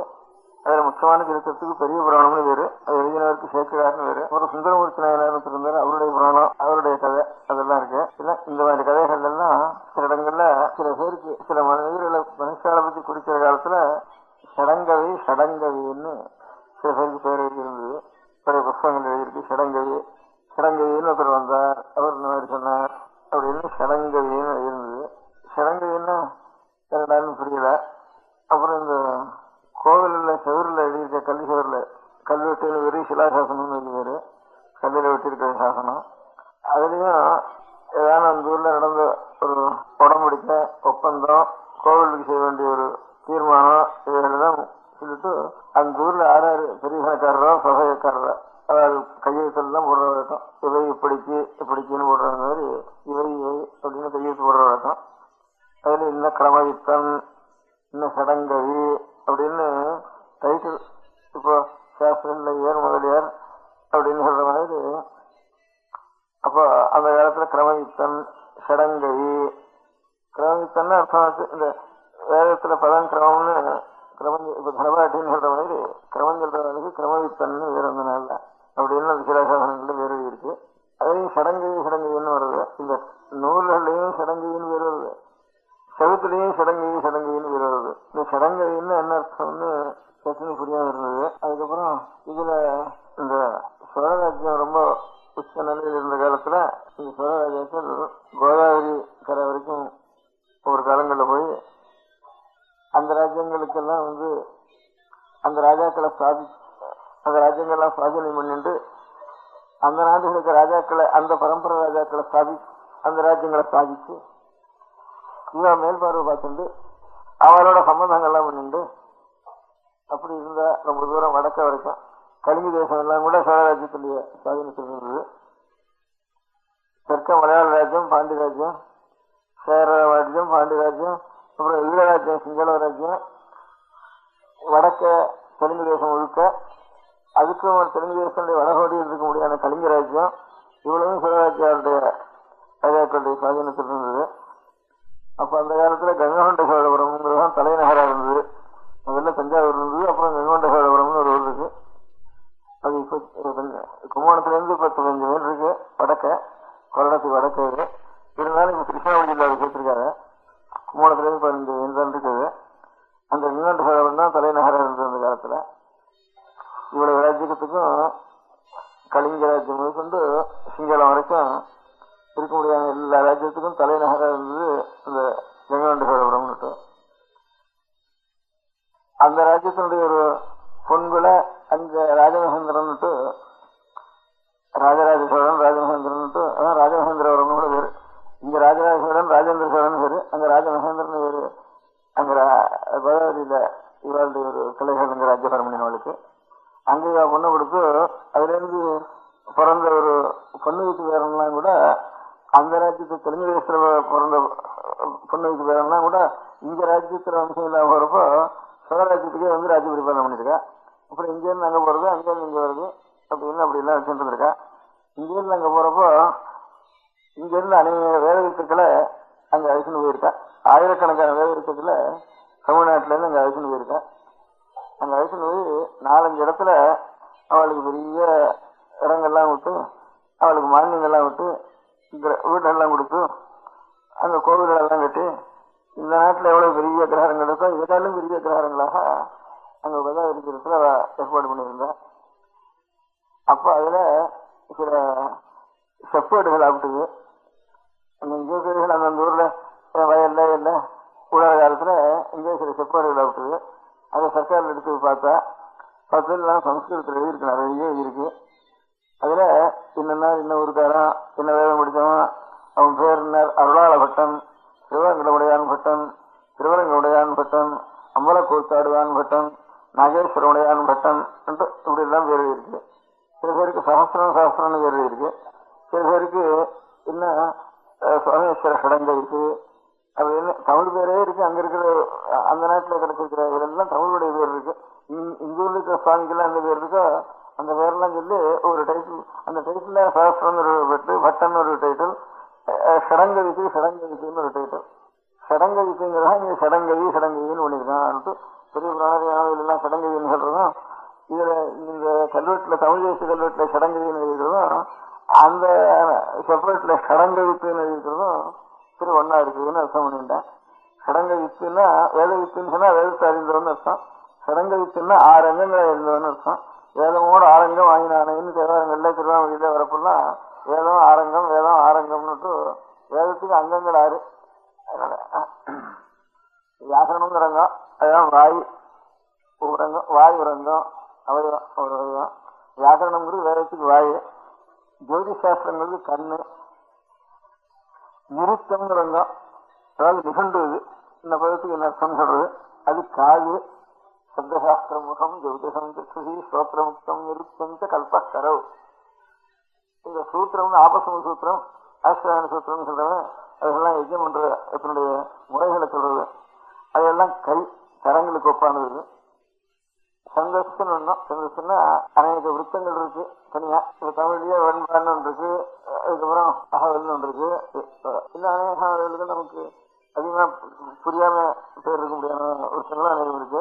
அந்த மாதிரி விருத்தங்களுக்கெல்லாம் அந்த சந்தஸ்துன்னு, அந்த விருத்தங்களுக்கெல்லாம் லட்சணம் இலக்கணம் சொல்றதுக்கு சந்தஸ்துன்னு பேரு. அதுல வேதத்தில் இருக்கக்கூடிய மந்திரங்களுக்கெல்லாம் லட்சணம் சொல்றதுக்கு சந்தஸ்துன்னு பேரு. இந்த சந்தஸ்துங்கிறது சந்த பாதுகாப்பு வேதத்துன்னு ஆரங்கங்கள். இந்த சடங்கங்களையும் அறிந்தவன் சடங்க வித்துன்னு பேரு. இப்ப வேதாத்தியனம் பண்ற எல்லாரும் சடங்கோ வேதோ அத்தியேய, சடங்கமான வேதத்தை அத்தியனம் பண்ணணும். நேயஸ்ட, அத்தியனம் பண்றது மாத்திரம் இல்லை, அறிந்து கொள்ள வேணும் அப்படின்னு இருக்கு. சடங்கோ வேதோ அத்தியேய நேயஸ்ட அப்படின்னு இருக்கு. இந்த 6 அங்கங்களோட அத்தியனம் பண்ணிட்டா வேதத்துக்கு அர்த்தம் தெரியலேங்கிறது சந்தேகம் இருக்காது. இப்ப சாமானியமா நமக்கு அந்த சடங்கம்ங்கிறதுல சடங்கத்துக்கு இப்ப சடங்கு பண்றதுன்னு தமிழ்ல சொல்றோம். 6 அங்கம் சொல்றதுனுடைய அர்த்தத்தை 6வது அங்கம் கல்பசூத்திரம்னு பேரு. கல்பசூத்திரம்னா கர்மானுஷ்டானங்கள், இந்த கர்மத்தை இப்ப இந்த கிரியை செய்யறது அப்படின்னு அந்த அனுஷ்டானம் எந்த முறையில செய்யறதுங்கிறத சொல்றது அந்த கல்பசூத்திரம்னு அதுக்கு பேரு. அதுதான் அநேகம் பேர்கள் எழுதியிருக்காது. ஒவ்வொரு வேதத்துக்கும் அநேக ரிஷிகள் எழுதியிருக்காங்க அந்த கல்பசூத்திரத்தை. அந்த கல்பசூத்திரங்கள்ல 6வது அங்கம் சஷ்டாங்கம் பேரு. 6வது அங்கத்தை சடங்கம்னு வச்சிருந்து அதே சடங்குன்னு சடங்குன்னு பேர் வந்துட்டு தமிழ்ல. அதுக்கு பிறந்த உடனே தாயார் விதத்துல முதல்ல இந்த பிண்டம் நம்முடைய சரீரம் இருக்க இந்த பிண்டம் நம்முடைய தாயார் விதத்துல எப்போ உற்பத்தி ஆகிறதோ இந்த கணத்துல இந்த ஜாதகங்கள்லாம் பண்றவங்க இந்த புறக்கிற ஜாதகம்னுட்டு, இந்த புறக்கிற ஜாதகம் கூட சரியா இருக்காதுன்னு சொல்றது. உங்களுடைய பஞ்சாங்கத்துல ஒவ்வொரு பஞ்சாங்கம் ஒவ்வொரு தப்பா இருக்கு. இந்த பஞ்சாங்கத்தை நம்பி ஜாதகம் நினைக்கிறதே தப்பா போடுறது. அதனாலதான் இவ்வளவு தப்பு ஏற்படுறது ஜாதக பலன்கள் எல்லாம் கூட. அதுல அந்த ஆதிசாஸ்திரத்திலேயே அப்பப்ப யந்திரங்களை பார்த்து சுத்தி பண்ணி அந்தந்த காலத்துல அந்த கிரகங்களுடைய விதிகளை பிரத்யட்ச, அதுக்காக யந்திராத்தியாயம்னு தனித்தனியா யந்திரங்களை பத்தி சொல்லியிருக்கு. அதனால ஒரு காலத்துல போட்டா அவ ரூலே எல்லா காலத்துக்குமே இருந்தாலும் யந்திரத்தினால சுத்தி பண்ணிக்கணும்னு சொல்லிக்க மாட்டாவா. அதனால யந்திரங்களை பார்த்து அப்பப்ப சுத்தி பண்ணிக்கணும்னு சொல்லிருக்கு. அதனால இப்ப சர்வ தேசங்கள்லயும் இதர தேசங்கள்ல கூட அநேக யந்திரங்கள் சாமான்யமா நம்ம நாட்டுல ஒரு 1000 வருஷமா இஸ்ரேலுடைய ராஜ்யம் இருக்கிறதுக்கு சாஸ்திரங்கள்லாம் அபிவிருத்தி அடையல. அவளுக்கு சுதந்திர ராஜ்யம் இருந்திருக்கு வெள்ளக்கார தேசத்துல. அவளுக்கு இந்த பிரத்யட்ச சாஸ்திரங்கள்லாம் இன்னும் கொஞ்சம் யந்திரம் அது பண்றது, வைத்தியத்துக்கு சராஜலாக இதெல்லாம் பண்றது, வைத்திய சாஸ்திரத்துக்கு இன்ஸ்ட்ருமெண்ட் எல்லாம் பண்றது, இப்ப டெலஸ்கோப் பண்றது, இதெல்லாம் அவளுக்கு நிறைய ஐஸ்வர்யம். இதர ராஜ்யங்கள்லாம் அவள் கையில் இருந்ததுனால, இங்க விளையிற சாமான்லாம் அவள் கையில போயிட்டதுனால அவள் ஹேஷ்டமா சௌகரியமா இருந்து சாப்பிட்டு மேல அநேக சயின்ஸ் எல்லாம் கண்டுபிடிக்கிறதுக்கு இன்னும் கொஞ்சம் சௌகரியம் அவளுக்கு ஏற்பட்டு போயிட்டு. முதல்ல நம்ம தேசத்தெல்லாம் பிடிக்கிற காலத்துல அதிக ஞானம் இல்லை இந்த சயின்ஸ்ல எல்லாம் அவளுக்கு. இந்த வெடிமருந்து மாத்திரம் கையில் இருந்தது. அதனால நம்ம எல்லாம் பிடிச்சுட்டா அந்த வெடிமருந்துக்கு வந்து நம்ம பணமெல்லாம் அவள் கையில போய் சேர்த்துட்டு வெடிமருந்துனால அவள் கையில போய் சென்ற உடனே அவள் இன்னும் ஜாஸ்தியா அந்த சயின்ஸ்ல எல்லாம் வளர்க்கறதுக்கு நமக்கு சாப்பாட்டுக்கே கொண்டாடிட்டு இருந்தீங்க. அதனால எங்கேயோ நம்ம இதெல்லாம் நம்ம சாஸ்திரம், நம்ம கணித சாஸ்திரம் இதெல்லாம் ஒண்ணா அழிஞ்சின்றது. அது நம்ம வைத்திய சாஸ்திரம் கணித சாஸ்திரம் இருக்குன்னே தெரியாம போயிட்டு நடுவில் நமக்கு அன்னைக்கு எங்கேயாவது போய் அன்னைக்கு சாப்பிடறதுக்கு வயசு கிடைக்கிறது கூட கஷ்டமா இருந்துட்டு. அவன் இவ்வளவு ராஜ்யத்தையும் பண்ணிட்டு மேல இங்க இருக்கிறதெல்லாம் அங்க இருந்தவா இங்கெல்லாம் நமக்கு 600 பங்கு ராஜா வாங்கிட்டு இருந்தான் நெல்லெல்லாம் இந்த ஊர்ல இருந்த ராஜாவத்தினால. அந்த வெள்ளக்கார ராஜா வந்தோடனே 600 பங்கு நெல்லை தூக்கிட்டு இங்க இருந்து எந்த கப்பல் தூக்கி போடுறது இவ்வளவு நெல்ல இந்தியா கொடுக்கறது இல்லை அப்படின்னு யோஜனை பண்ணி அப்பதான் பணமா மாத்தினான் கிஸ்டிய. பணமா வச்சிருக்கோம்னா நம்ம பணம் கையில வச்சிருக்க கிடையாது. நசுவ பணம் கொடுத்து அப்ப முதல்ல கடன் 6 ரூபா இருக்கிறதுன்னுட்டு அந்த 6 ரூபா வேலைக்கு கொடுக்கறதுக்கு கிஸ்தி கொடுக்கறதுக்கு சிந்தாடி போயிடும். அப்ப என்ன பண்ணுவா, நிலம் இருக்கிறதெல்லாம் 100 ஏக்கரா 200 ஏக்கரா 500 ஏக்கரா இருக்கிற எல்லாரும் அப்போ கிஸ்தி கொடுக்காதவனா அவனுக்கு கிஸ்தி வெட்டி அடிக்கிறதுன்னு பேரு. பின்னால சிந்து விட்டும் அடிச்சு அது மேல அவனை கொடுக்குறியா இல்லையான்னு அடிக்கிறது முதல்ல அவனை அந்த மாதிரி பண்ணிட்டு இருந்தா. கிஸ்தி வசூல் பண்றப்போ வெள்ளக்காரன் முதல்ல வந்தப்போ அதுக்காக என்ன பண்றது, நான் அடுத்த வீட்டுக்காரனுக்கு என் நிலம் முழுக்க நான் சரி சாசனம் பண்ணி வச்சுட்டேன் பாருங்க, இனிமே நான் கிஸ்தி கொடுக்க வேண்டியதில்லை அவன் கொடுக்கணும் அப்படின்னுட்டு சாஸ்திரம் பண்ணி வச்சு ஓலையில் எழுதி இதுக்கு 5-6 மாசம் முன்னுக்கு எழுதி போட்டு ஓலையில் எழுதி அவங்க வீட்டுல கொண்டு அவனுக்கு தெரியாம சொல்லிட்டு வந்துடுறா. அப்புறம் இவனுக்கு கிஸ்தி வந்து கேட்டா என்ன இல்லாத நிலம் அவனுக்கு அப்படிங்கிறது.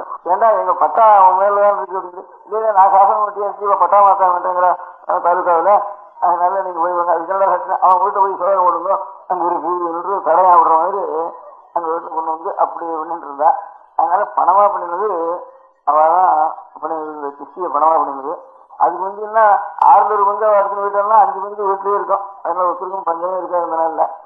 இப்ப நெல் விலை ஏறி இறங்கி விற்கிறது ஆரம்பிச்சுட்டுவானா நிலத்துல இருக்க முடியாத நெல் முழுக்க ஓட்டா கூட கிஸ்தி போடுறது இல்லை, இன்னும் கடன் வாங்கி கூட கிஸ்தி கொடுக்க வேண்டியிருக்கு சில வருஷங்கள்ல. அப்படி ஆயிட்டு இப்ப என்னமோ யுத்தம் இப்ப ஏறின்னு இருக்கு. அதுக்காக என்ன பண்றதுன்னு அது அநேக சட்டங்கள்லாம் அதுக்கப்புறம் அதனாலதான் இருந்தது. பழைய நாள் மாதிரி 600 பங்கு எடுத்துட்டு போறது அப்படியான அவளை பிரிச்சுக்கிறதுன்னா ஒன்னும் சிரமம் இல்லை, இருக்கிறது நெல் இதுதான் ஆகும்.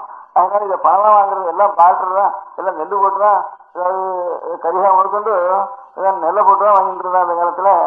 அதனால ஒன்னும் தரித்திரமே இருக்காது அந்த நெல் விளையாட இடங்கள்ல. அதனால அந்த மாதிரி அவ பணத்தை இங்கிருந்து எடுத்துட்டு போய் அவளுக்கெல்லாம் நிறைய பணம் அவ கொழிச்சுட்டு இருந்ததுனால தேசத்துல சயின்ஸும் ரொம்ப விருத்தியாச்சு. இந்த விருத்தியாகத்து அநேக யந்திரங்களும் நல்ல விஷயம் இல்லையா, அநேக யந்திரங்களும் கண்டுபிடிச்சா. அந்த யந்திரங்கள்லாம் வச்சுட்டு இப்ப நம்ம சோதிச்சு காலங்களை பண்ணினோம்னா இன்னும் கொஞ்சம் சுத்தமா வருது. அதுதான் புடம் பண்றது, இப்ப திருக்கணிக்கம் அதெல்லாம் வந்ததுக்கு காரணம். இப்ப கூட பாக்கி பஞ்சாங்கம் ஓடுறா கூட ஏதோ இந்த பஞ்சாங்கம் பரம்பரையா வந்து விலை விற்கிறதுங்கிறதுக்காக பாக்கி பஞ்சாங்கம் உபயோகிச்சு ஜாதகம் பார்த்தோம்னா திருக்கணி யுத்தம் பண்ணா அதுக்கு போட்டப்படி பாருன்னா அதுக்கு அதை கொண்டு வருவா. அப்போ ஜாதகம் மாதிரி படம் பார்க்கறதுக்கு அந்த ஜாதகம் கூட அப்போ நம்ம தாயார் வேகத்துல எப்போ நம்முடைய பிண்டமானது முதல்ல எப்போ கேட்கும் அந்த லட்சத்தை பார்த்தா தான் இந்த பழங்கள்லாம் சரியா வருதுன்னு சொல்ற அந்த ஜோதி சாஸ்திரப்படி. எப்போ நாம் தாயார் வேகத்துல இருந்து பூமியில விழுந்தோமோ அந்த லட்சணம் பார்க்க முடியாது. எப்போ உயிர் உண்டாச்சா அந்த தயாரிசத்துல அந்த உயிர் உண்டா காலத்தை பார்த்து அப்போ அதுல இருந்து கணனம் பண்ணினோம்னா இந்த ஜாதக பலங்கள்லாம் சரியா வரும்னுட்டு அப்படி சொல்லிட்டு இருக்கா அந்த ஜோதி சாஸ்திரம் தெரிஞ்சா. அது ஒண்ணு. அந்த மாதிரி அது முதற்கொண்டு தாயார் வயசுல நம்முடைய பிண்டமானது ஏற்பட்ட காலம் முதற்கொண்டு கடைசியில இது வளர்ந்து எழுந்து அப்புறம் கிழமா போய் அதுக்கப்புறம் திரும்பியும் கொண்டு போய் அது பிராணம் இங்கிருந்து சரீரத்தில் போனதுக்கு அப்புறம் திரும்பி இந்த சரீரத்தை அக்னியில கொண்டு போய் அது ஒரு ஹோமம் பண்ணி வரைக்கும் அதுக்கு நிஷேகாதி ஸ்மசானாந்தம்னு பேரு. நிஷேகம்னு தாயார் வயசுல நம்முடைய பிண்டமானது 36 காலம் முதல் கொண்டு திரும்பி இந்த சரீரம் இந்த அக்னியில போய் ஹோமம் பண்ணி அந்த யமன் முதலிய தேவதைகளுக்காக இந்த சரீரத்தை இப்ப நெருப்புல எப்படி ஹோமம் வளர்க்கிறோமோ இந்த மாதிரி சரீரத்தையே ஹோமமா அர்ப்பணம் பண்ணணும். கிடைச்சது எந்த தேவதைகளுடைய அனுகிரகத்தினால இது கிடைச்சதோ அந்த தேவதைகளுக்கே இந்த சரீரத்தை அர்ப்பணம் பண்ணிடணும் அப்படின்னு நிஷேகாதி ஸ்மசானாந்தம். இது 40 கர்மானுஷ்டானங்கள் இது வரையில் ஏற்படுறது. அப்புறம் பிறந்த காலத்தில் ஏற்படுறதுக்கு ஜாத கர்மான்னு பேரு, அதுதான் 10ஆம் நாள் பண்றதுக்கு நாமகரணம்னு பேரு. அதுக்கப்புறம் அன்னப்பிராசனம் அப்புறம் செவலம் அதுக்கப்புறம் கிரமமா 40 சம்ஸ்காரங்கள் பண்ணணும்னு சொல்லிருக்கு. சில பெரிய யஜ்யங்கள் இருந்தா அது ஒரு 21, அது சௌத்தம்.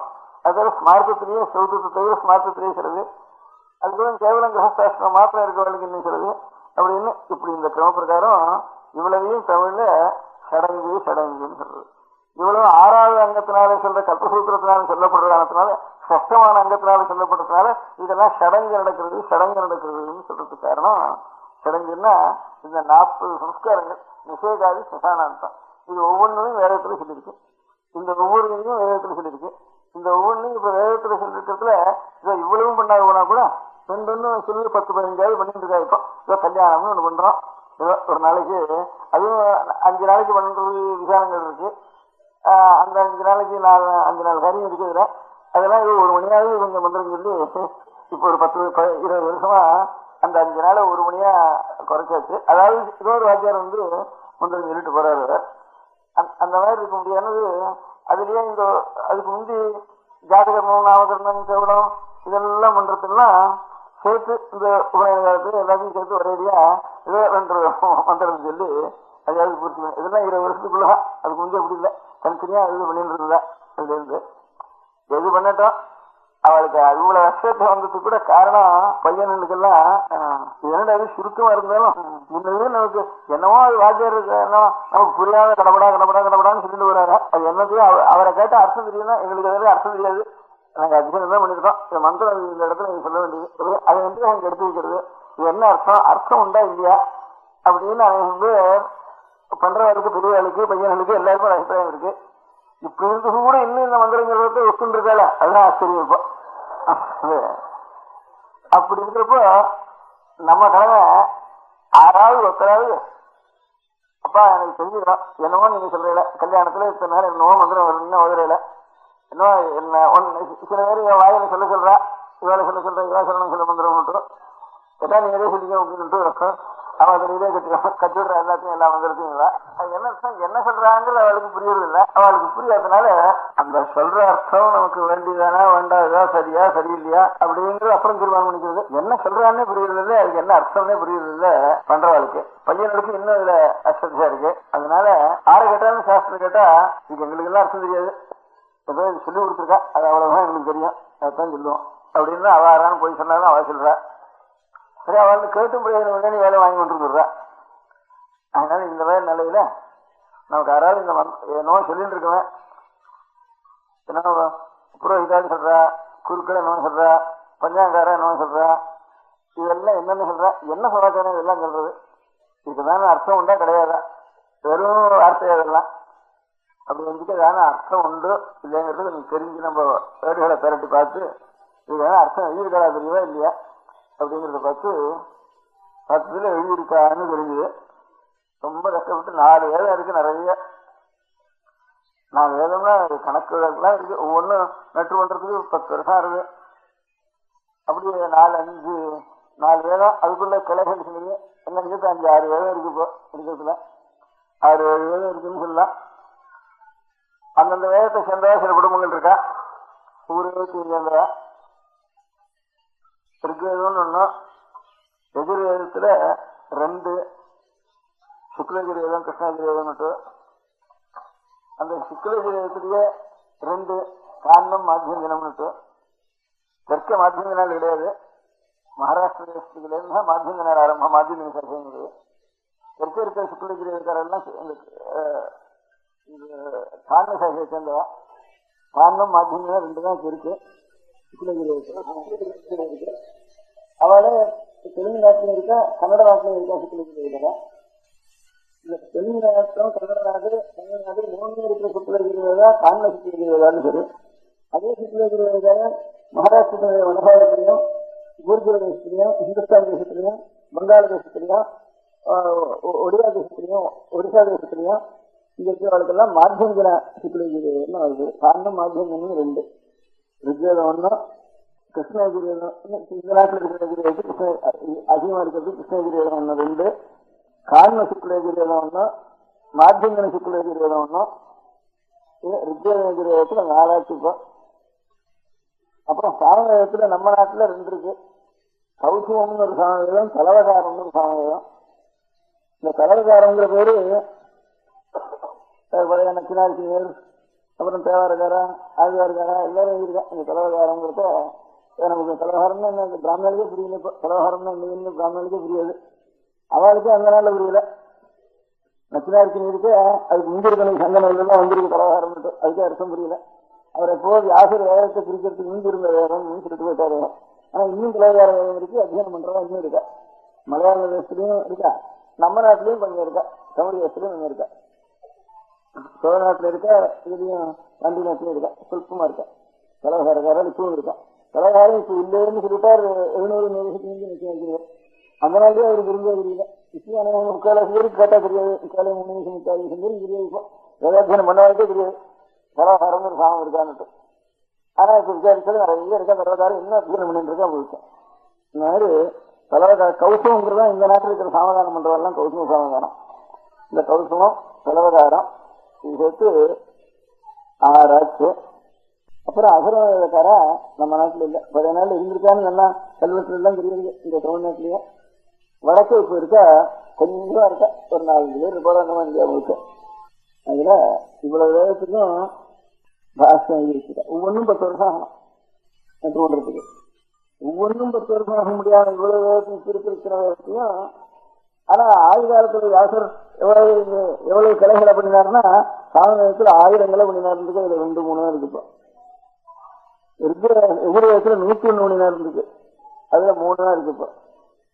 101 1000த்துல 2-1 இருக்கு. ஒப்ப 2 பேர் இருக்கா ராணாயணம்னு விசாரிச்சு 2-3 இருக்கு. எதிர்வேதத்துல 101 இருக்கு. அதுல 3 இருக்கு.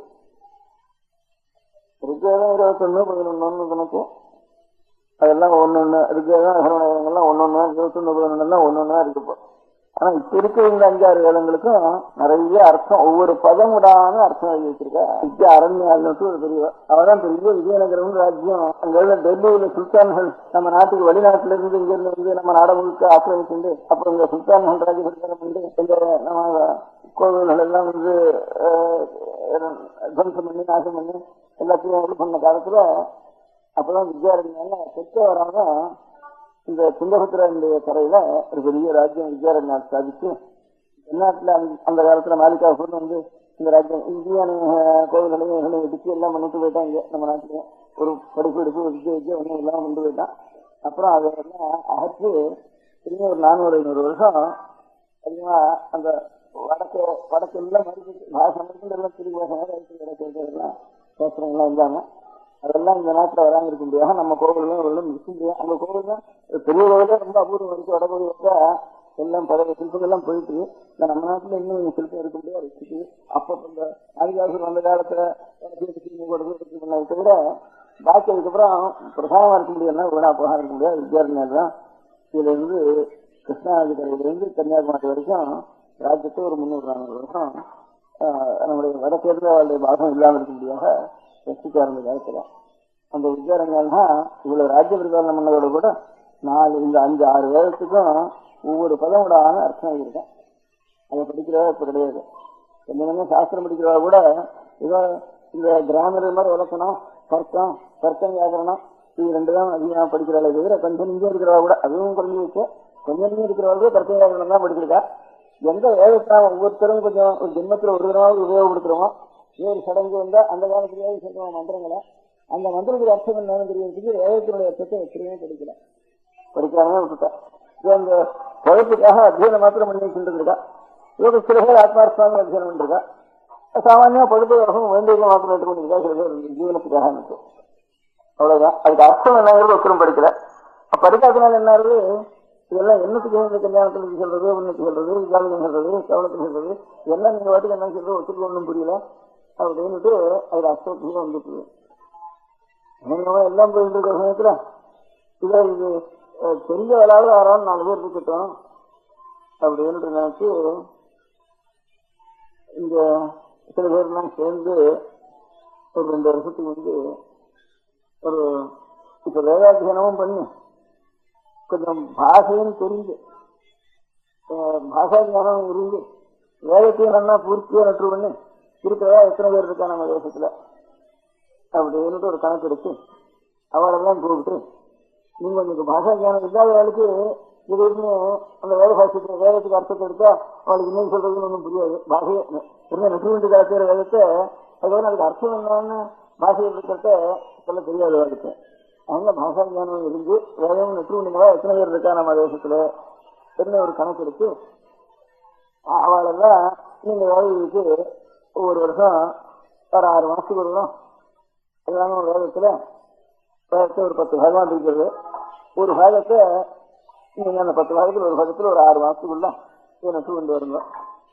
இதை நெற்று கொண்டு வேண்டாம். நெற்று கொண்டே இருக்கல வேதத்தை இதுக்கு அர்த்தம் பார்த்துன்னு வருங்க, அப்புறம் அவளுக்கு பரிசு வைக்கலாம் அப்படின்னு சொல்லிட்டு, அப்படியே அவளுக்கு வேற அழகா ஏழைகள் குடும்பத்துக்கு ஜீவனுக்கு கஷ்டப்பட்டு வைத்தியத்துக்கு போயிட்டுக்கிறவா, வேற எங்கேயானு உத்தியோகம் பண்ணிட்டு அங்க போயிட்டுக்கிறவா, இப்படி அழகா உற்பத்தி உள்ளவளுக்கு வேதாத்தியம் இருக்காது, வேதாத்தியம் உள்ளவளுக்கு உற்பத்தி இருக்காது. ரெண்டும் சேர்ந்து இருந்தாலும் அவளுக்கு தாரித்தியம் லபன ஜீவனம் இப்படி கஷ்டமா இருக்கு. அப்படி கஷ்டமா இருக்கிற காலத்துல அவ என்ன பண்ணினா, அதுல ஒரு 100 பேர் கிடைச்சா நாங்க ஏதாவது படிக்கிறோம்னுட்டு. இருந்தாலும் அவளுக்கும் ரொம்ப தாங்கி கஷ்டமும் முடியல. அப்புறம் ஒரு 20-25 பேர் செஞ்சினால ஒரு 6 மாசத்துக்கு வரும். இது 5வது வருஷம், 4வது வருஷம் 10 பரீட்சை 5வது பரீட்சை, 5வது பாகம் 10 பாகமா பிரிச்சிருக்கு. ஒவ்வொரு வயசுலையும் 3 வயசுக்கு 4 வயசுக்கு வச்சிருக்கப்பா. வித்யாதம் சுக்ல கிரேதம் அகிரேதம் சாமவேதம் 4 வயசுக்கு வச்சிருக்கீங்க. இந்த 4 வயசுலையும் வேதத்துக்கு ஒரு 4 பேர் 5 பேர் 10 பேர், எதிர்வேதுக்கு வந்து கொஞ்சம் ஜாஸ்தியா வர கொஞ்சம் அதை நட்டு பாதி இப்ப பாதி ஆயிருக்கவளுக்கு. அப்புறம் முதல் வருஷம் ஆரம்பிச்சு சில பேர் சேர்ந்துருக்கா. அப்படி ஒரு 20 மேல 30க்குள்ள இப்போ 4-5 வரிசையா பண்ணிட்டு இருக்கா. அவளை அவ படிச்சதுக்குள்ள எந்த இடத்துல கேட்டாலும் அந்த மந்திரத்துக்கு இந்த அர்த்தம் அப்படின்னு அவ சொல்லுவா. அதே மாதிரி மேல சொல்லிருக்கான்னா 10 பாகம் ஆயிடுச்சு அவளுக்கு. அவங்க வேதத்துல அவ படிச்ச வேதத்துக்குள்ள வித்யாதம் எதிர்வேதம் சாதகம் அவ எந்த வேதக்காராலோ அந்த வேதத்துக்குள்ள உங்களுக்கு என்ன அர்த்தம்னா அவளுக்கு அர்த்தம் சொல்றதுக்கு தெரியும். ஆறாலும் கொஞ்சம் கிரகஸ்தால இருக்கிறவா, நாங்க இன்னைக்கு கல்யாணம் பண்ண போறோங்க, இந்த கல்யாணத்துல என்னென்னமோ வந்துருக்கிறதால பையனும் சரி என்னமோ சொல்றாளோ அதுக்கு என்ன அர்த்தம் தெரிஞ்சுக்கணும் அப்படின்னு ஆசைப்பட்டா, பின்னார் படிச்சிருக்காப்பா அங்க போ, இந்த மாதிரி அவளை வரைக்கும் 4 நாள் வச்சுட்டு என்ன நடக்க போறதுன்னு முதல்ல கேட்டுக்கோ. அவளை ஒரு பிரசங்கம் பண்ண சொல்லு. நீங்க 4 பேர் உட்காந்து 6 பண்ண போறவள கல்யாணத்துல 6 செஞ்சு கூட வந்துருங்கிற போறவள அவெல்லாம் செஞ்சு தெரிஞ்சுங்க. முதல் நாள் சரி அதுக்கு அர்த்தம் என்னது, இந்த மந்திரம் சொல்றது அப்படின்னு நெட்டு பண்ணுங்க அப்படின்னு சொல்லி சொல்லுவானா.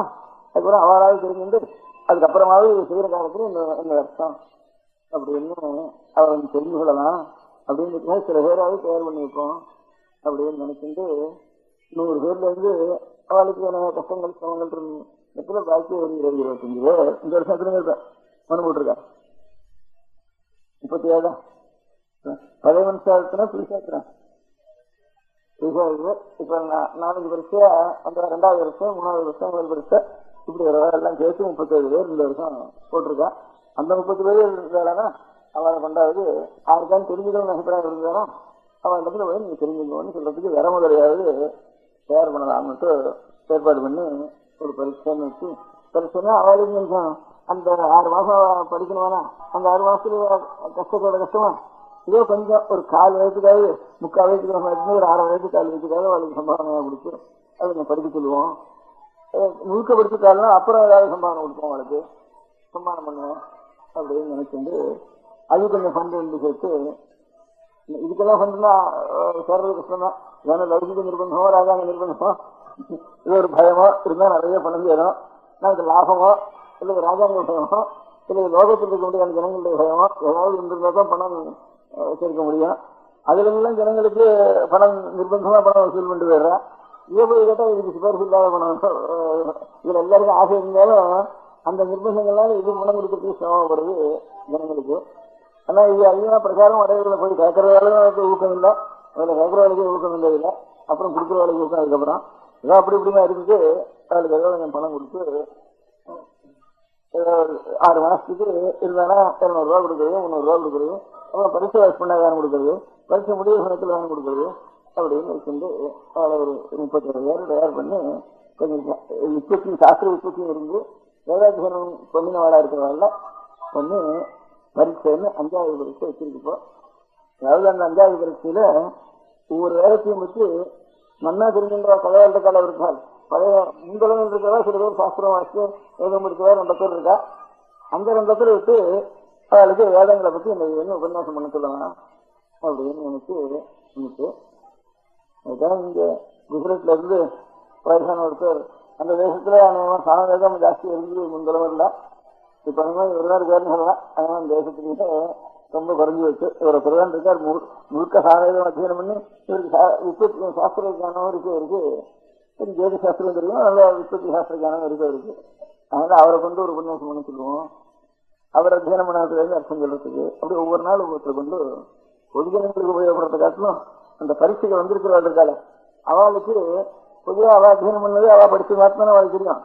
மொத்தமா பாக்கி இருக்கிற விஷயத்தை வச்சு இவாளை ஏதாவது சொல்லுவோம் அப்படின்ட்டு. பாக்கியெல்லாம் தமிழ்ல தான் சொல்ல இருக்கும்.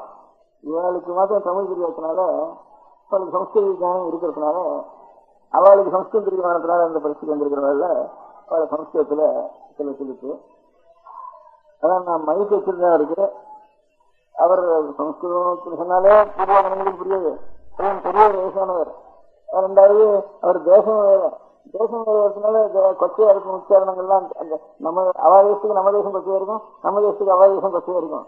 அதனால சட்டுன்னு அது புரியாது. அதனால நேருக்கு புரியாம இருப்பாங்கன்னுட்டு நான் அந்த மைக்கை எடுத்துதான் இருக்க வேண்டாம், மரியாதை கொடுக்க இருக்குன்னுட்டு அந்த சுட்டு எடுத்துடுன்னு சொல்லிட்டேன். அதனால திரும்பி புரியாம சாப்பிடுவாங்க.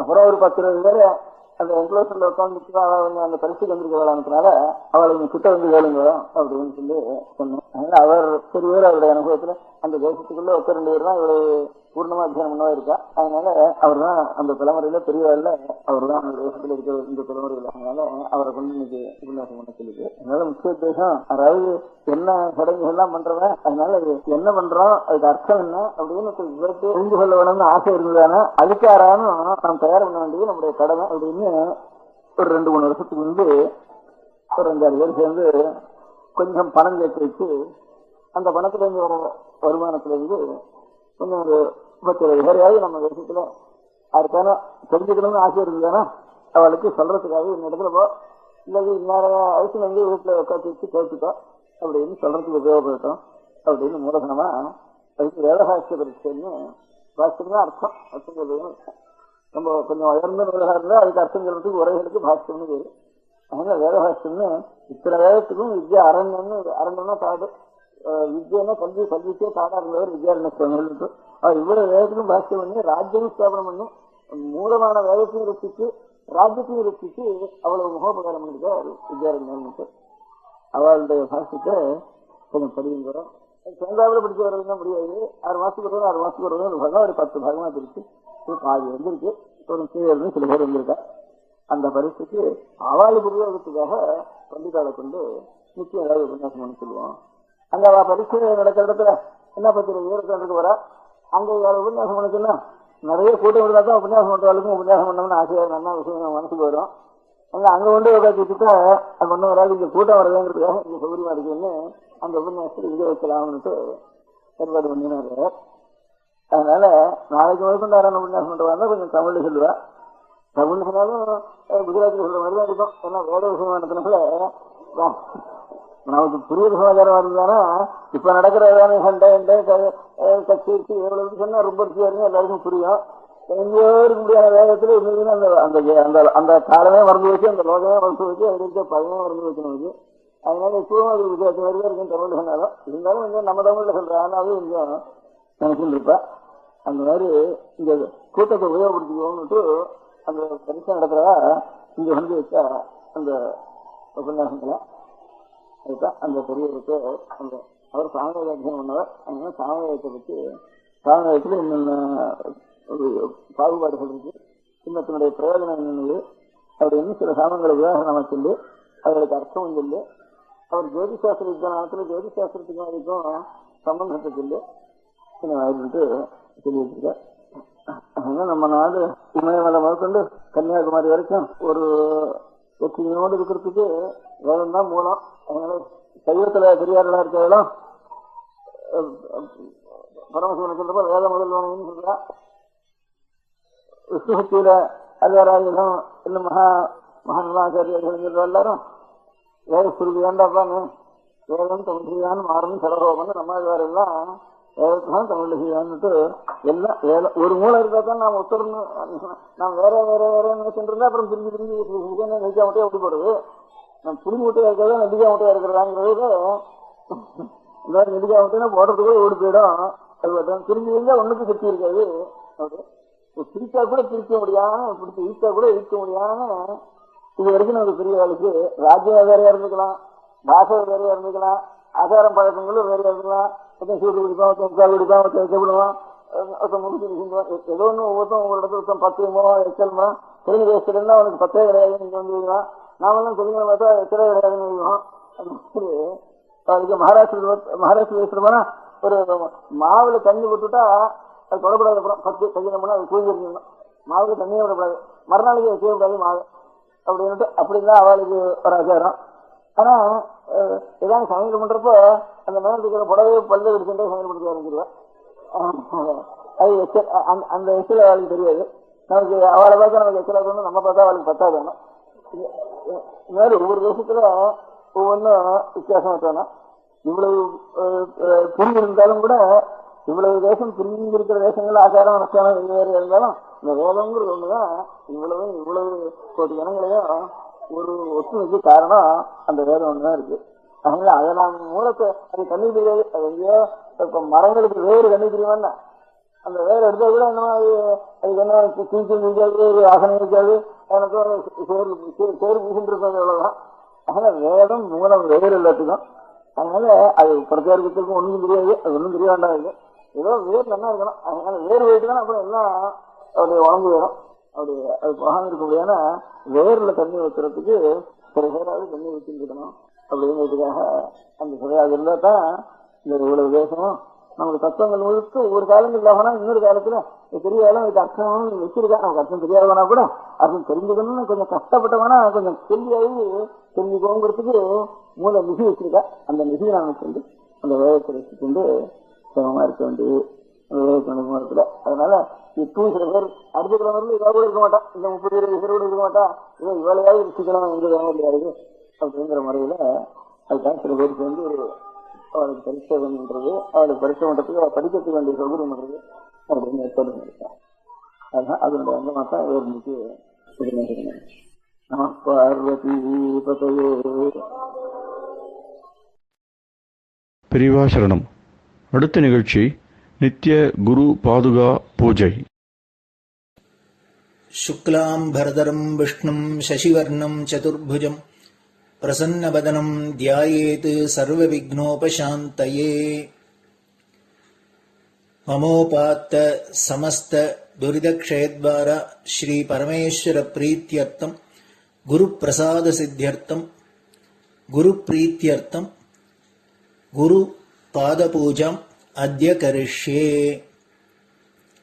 गुरुब्रह्मा गुरुर्विष्णुर्गुरुर्देवो महेश्वरः गुरुः साक्षात् परब्रह्म तस्मै श्रीगुरवे नमः. अपारकरुणासिन्धुं ज्ञानदं शान्तरूपिणं श्रीचन्द्रशेखरगुरुं प्रणमामि मुदान्वहम्. सदाशिवसमारम्भां शङ्कराचार्यमध्यमाम् अस्मदाचार्यपर्यन्तां वन्दे गुरुपरम्पराम्. எல்லோரும் குருவை பெரிவாளை தியானம் பண்ணிண்டு அர்ச்சனை பண்ணுவோம். அஷ்டோத்திரம். பெரியவா அஷ்டோத்திரம் பல அஷ்டோத்திரங்கள் இருக்கு. அதுல எளிமையா சுலபமா எது இருக்கோ அதை நான் இப்ப சொல்றேன். எல்லோரும் இதை கேட்டுண்டே திருப்பி சொல்ல முடிஞ்சுபா சொல்லி சொல்லி பெரிவாளுக்கு பாதத்துல ஒவ்வொரு புஷ்பத்தை அர்ச்சனை பண்ணலாம். ओम श्री कांची कामकोटि पीठाधीश्वराय नमः. श्रीमच्चंद्रशेखरेन्द्र सरस्वती गुरुभ्यो नमः. सन्यासाश्रम शिखराय नमः. काषाय दंडधारिणे नमः. सर्वपीठापहारिणे नमः. स्वामिनाथ गुरवे नमः. करुणासागराय नमः. जगदाकर्षण शक्तिमते नमः. सर्वचराचर हृदयस्थाय नमः. ओम भक्त परिपालक श्रेष्ठाय नमः. धर्म परिपालकाय नमः. श्री जयेन्द्र सरस्वत्याचार्याय नमः. श्री विजयेन्द्र सरस्वती पूजिताय नमः. शिवशक्ति स्वरूपाय नमः. भक्ताभीष्टप्रदायकाय नमः ब्रह्मण्यपोषकाय नमः ब्रह्मविष्णुशिवैक्यस्वरूपाय नमः काञ्चीक्षेत्रवासाय नमः कैलासशिखरवासाय नमः स्वधर्मपरिपोषकाय नमः चातुर्वर्णसंरक्षकाय नमः लोकरक्षणसङ्कल्पाय नमः ॐ ब्रह्मनिष्ठापराय नमः सर्वपापहराय नमः धर्मरक्षकसन्तुष्टाय नमः भक्तार्पितधनस्वीकर्त्रे नमः सर्वोपनिषत्सारज्ञाय नमः सर्वशास्त्रगम्याय नमः सर्वलोकपितामहाय नमः भक्ताभीष्टप्रदायकाय नमः ब्रह्मण्यपोषकाय नमः नानाविधपुष्पार्चितपताय नमः रुद्राक्षक्रीडधारिणे नमः भस्मोद्धूलितविग्रहाय नमः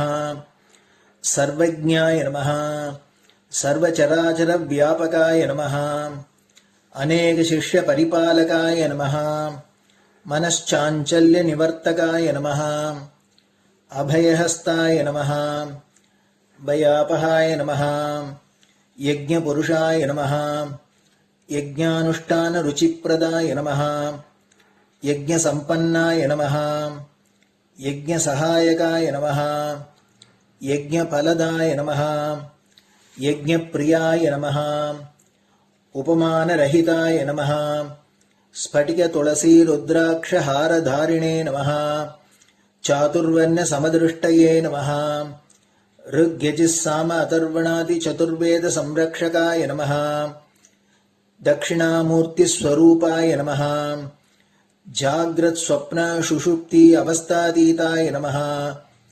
कोटिसूर्यतुल्यतेजोमे शरीराय नमः साधुसङ्गसंरक्षकाय नमः अश्वगजगोपूजानिर्वर्तकाय नमः गुरुपादुकपूजातुरन्तराय नमः कनकाभिषिक्ताय नमः स्वर्णबिल्वदलपूजिताय नमः सर्वजीवमोक्षदाय नमः मूकवाक्ताननिपुणाय नमः नेत्रदीक्षादानाय नमः द्वादशलिङ्गस्थापकाय नमः गानरसप्रियाय नमः ब्रह्मज्ञानोपदेशकाय नमः सकलकलासिद्धिताय नमः चातुर्वर्ण्यपूजिताय नमः अनेकभाषासम्भाषणकोविदाय नमः अष्टसिद्धिप्रदायकाय नमः ॐ श्री शारदामठसुस्थिताय नमः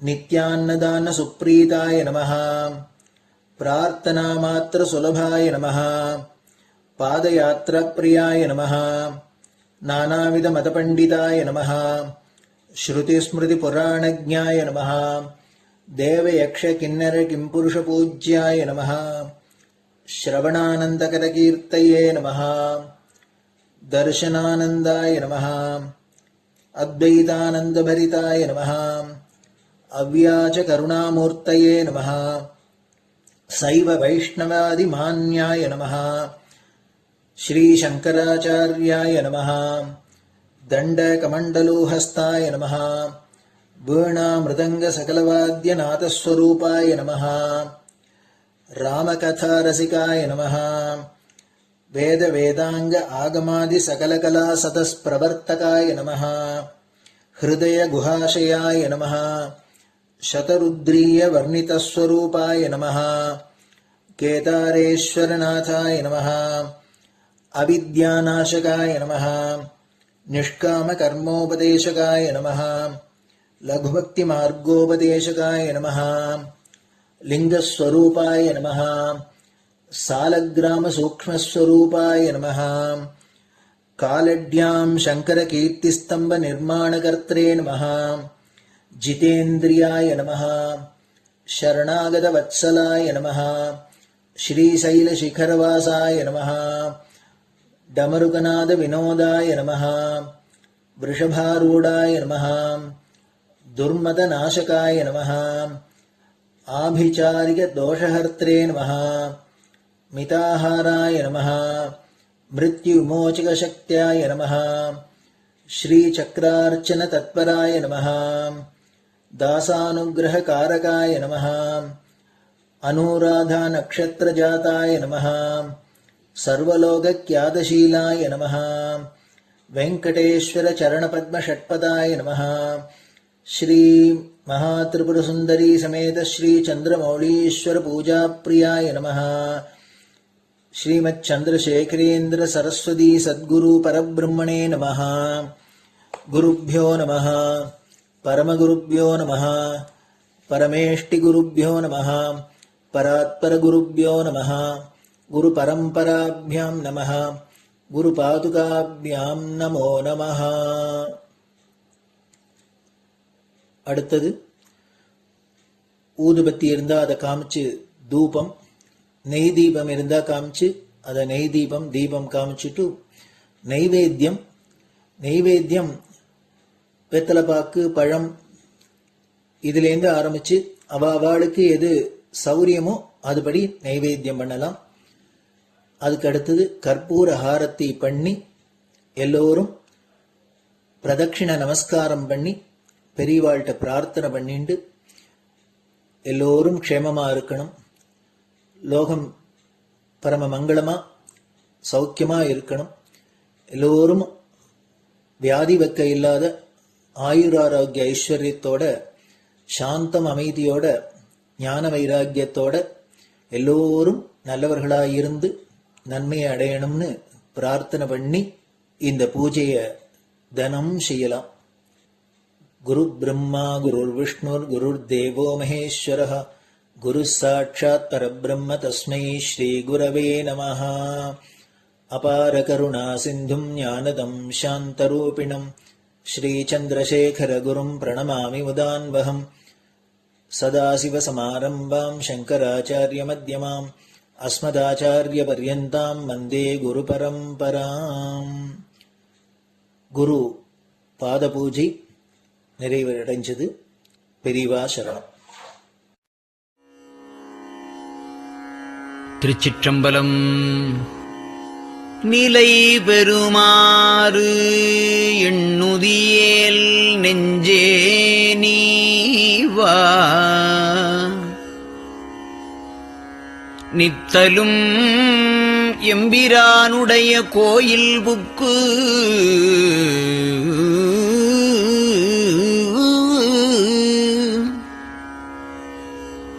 புலர்வதன் முன் அலகிட்டு மெழுக்குமிட்டு பூமாலை புனைந்து ஏத்தி புகழ்ந்து பாடி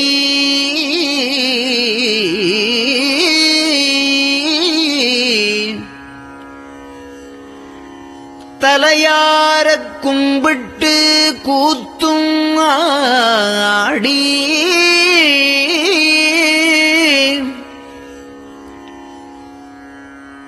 சங்கரா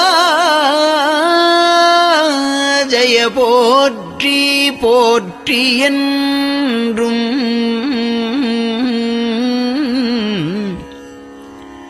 அலைபுனல் சேர் செஞ்சடையம் ஆதி என்றும் ஆரூரா என்றென்றே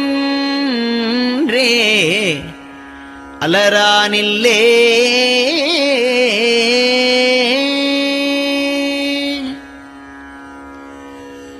தந்தது உந்தன்னை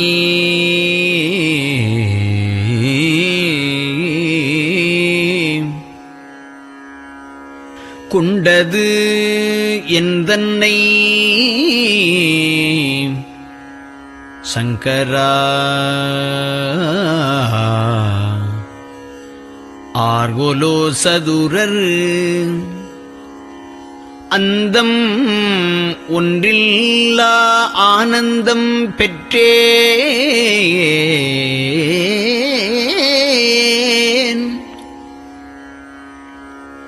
யாது நீ பெற்றது ஒன்று என்பால்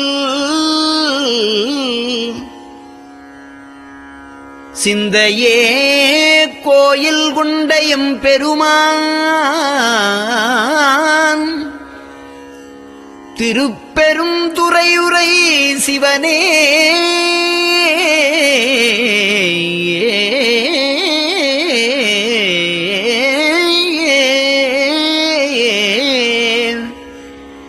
எந்த ஈசா உடல் இடம் கொண்டாய் யான் இதற்கு இளன்வோர் கைமாறே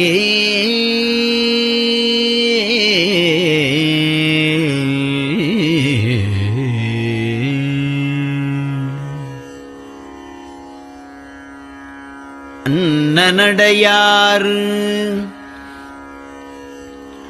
அமுத மொழியார் அவர்கள் பயில் தில்லை தென்னன் தமிழும் இசையும் கலந்த சிற்றம்பலம் தன்னுள்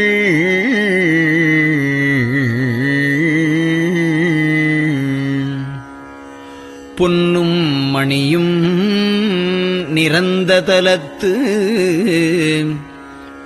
புலித்தோல் பியர்க்கிட்டு மின்னின் இடையாள் உமையாள்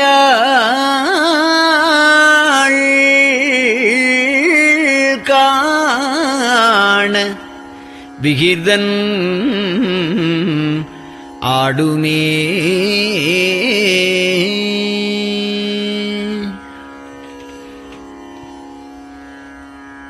நெட்டையிலா உடல் நீத்து என்னை ஆண்ட நிகரிலா வண்ணங்களும்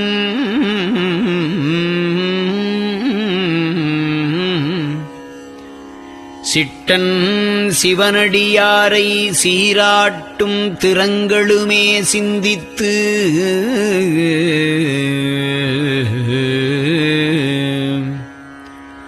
அட்டமூர்த்திக்கு என் அகம் நெகவூரும் அமிழ்தனுக்கு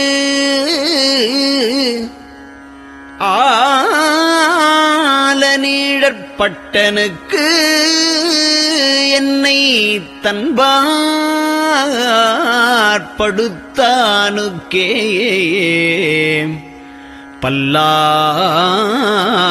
பல்லாண்டு கூறுதுமே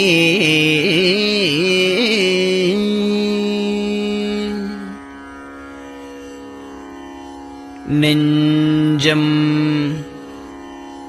ஈசனைக் காண்பதே விரும்பி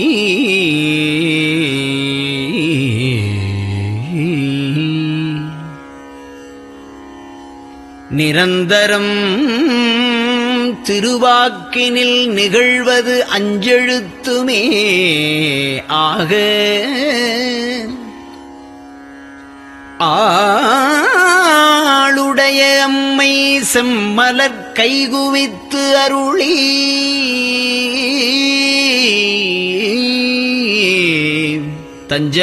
தஞ்சமாகி அரும் தவம் புரிய தரிப்பரே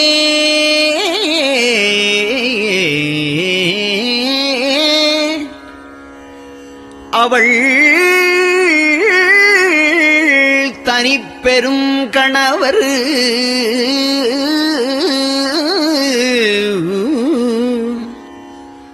வஞ்சம் நீக்கிய மாவின் மூலத்து வந்து தோன்றினார் மலைமகள் காண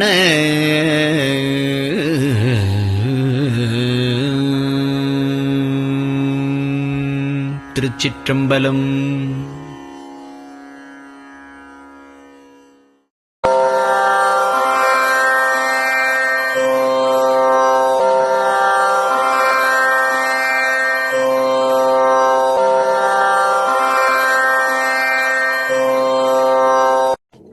பெரியவா சரணம். பெரியவா வானொலியின் காலை நிகழ்ச்சிகள் இத்துடன் நிறைவடைகின்றன. எமது அடுத்த ஒளிபரப்பு இன்று மாலை இந்திய நேரப்படி 6 மணிக்கு துவங்கும். பெரியவா சரணம்.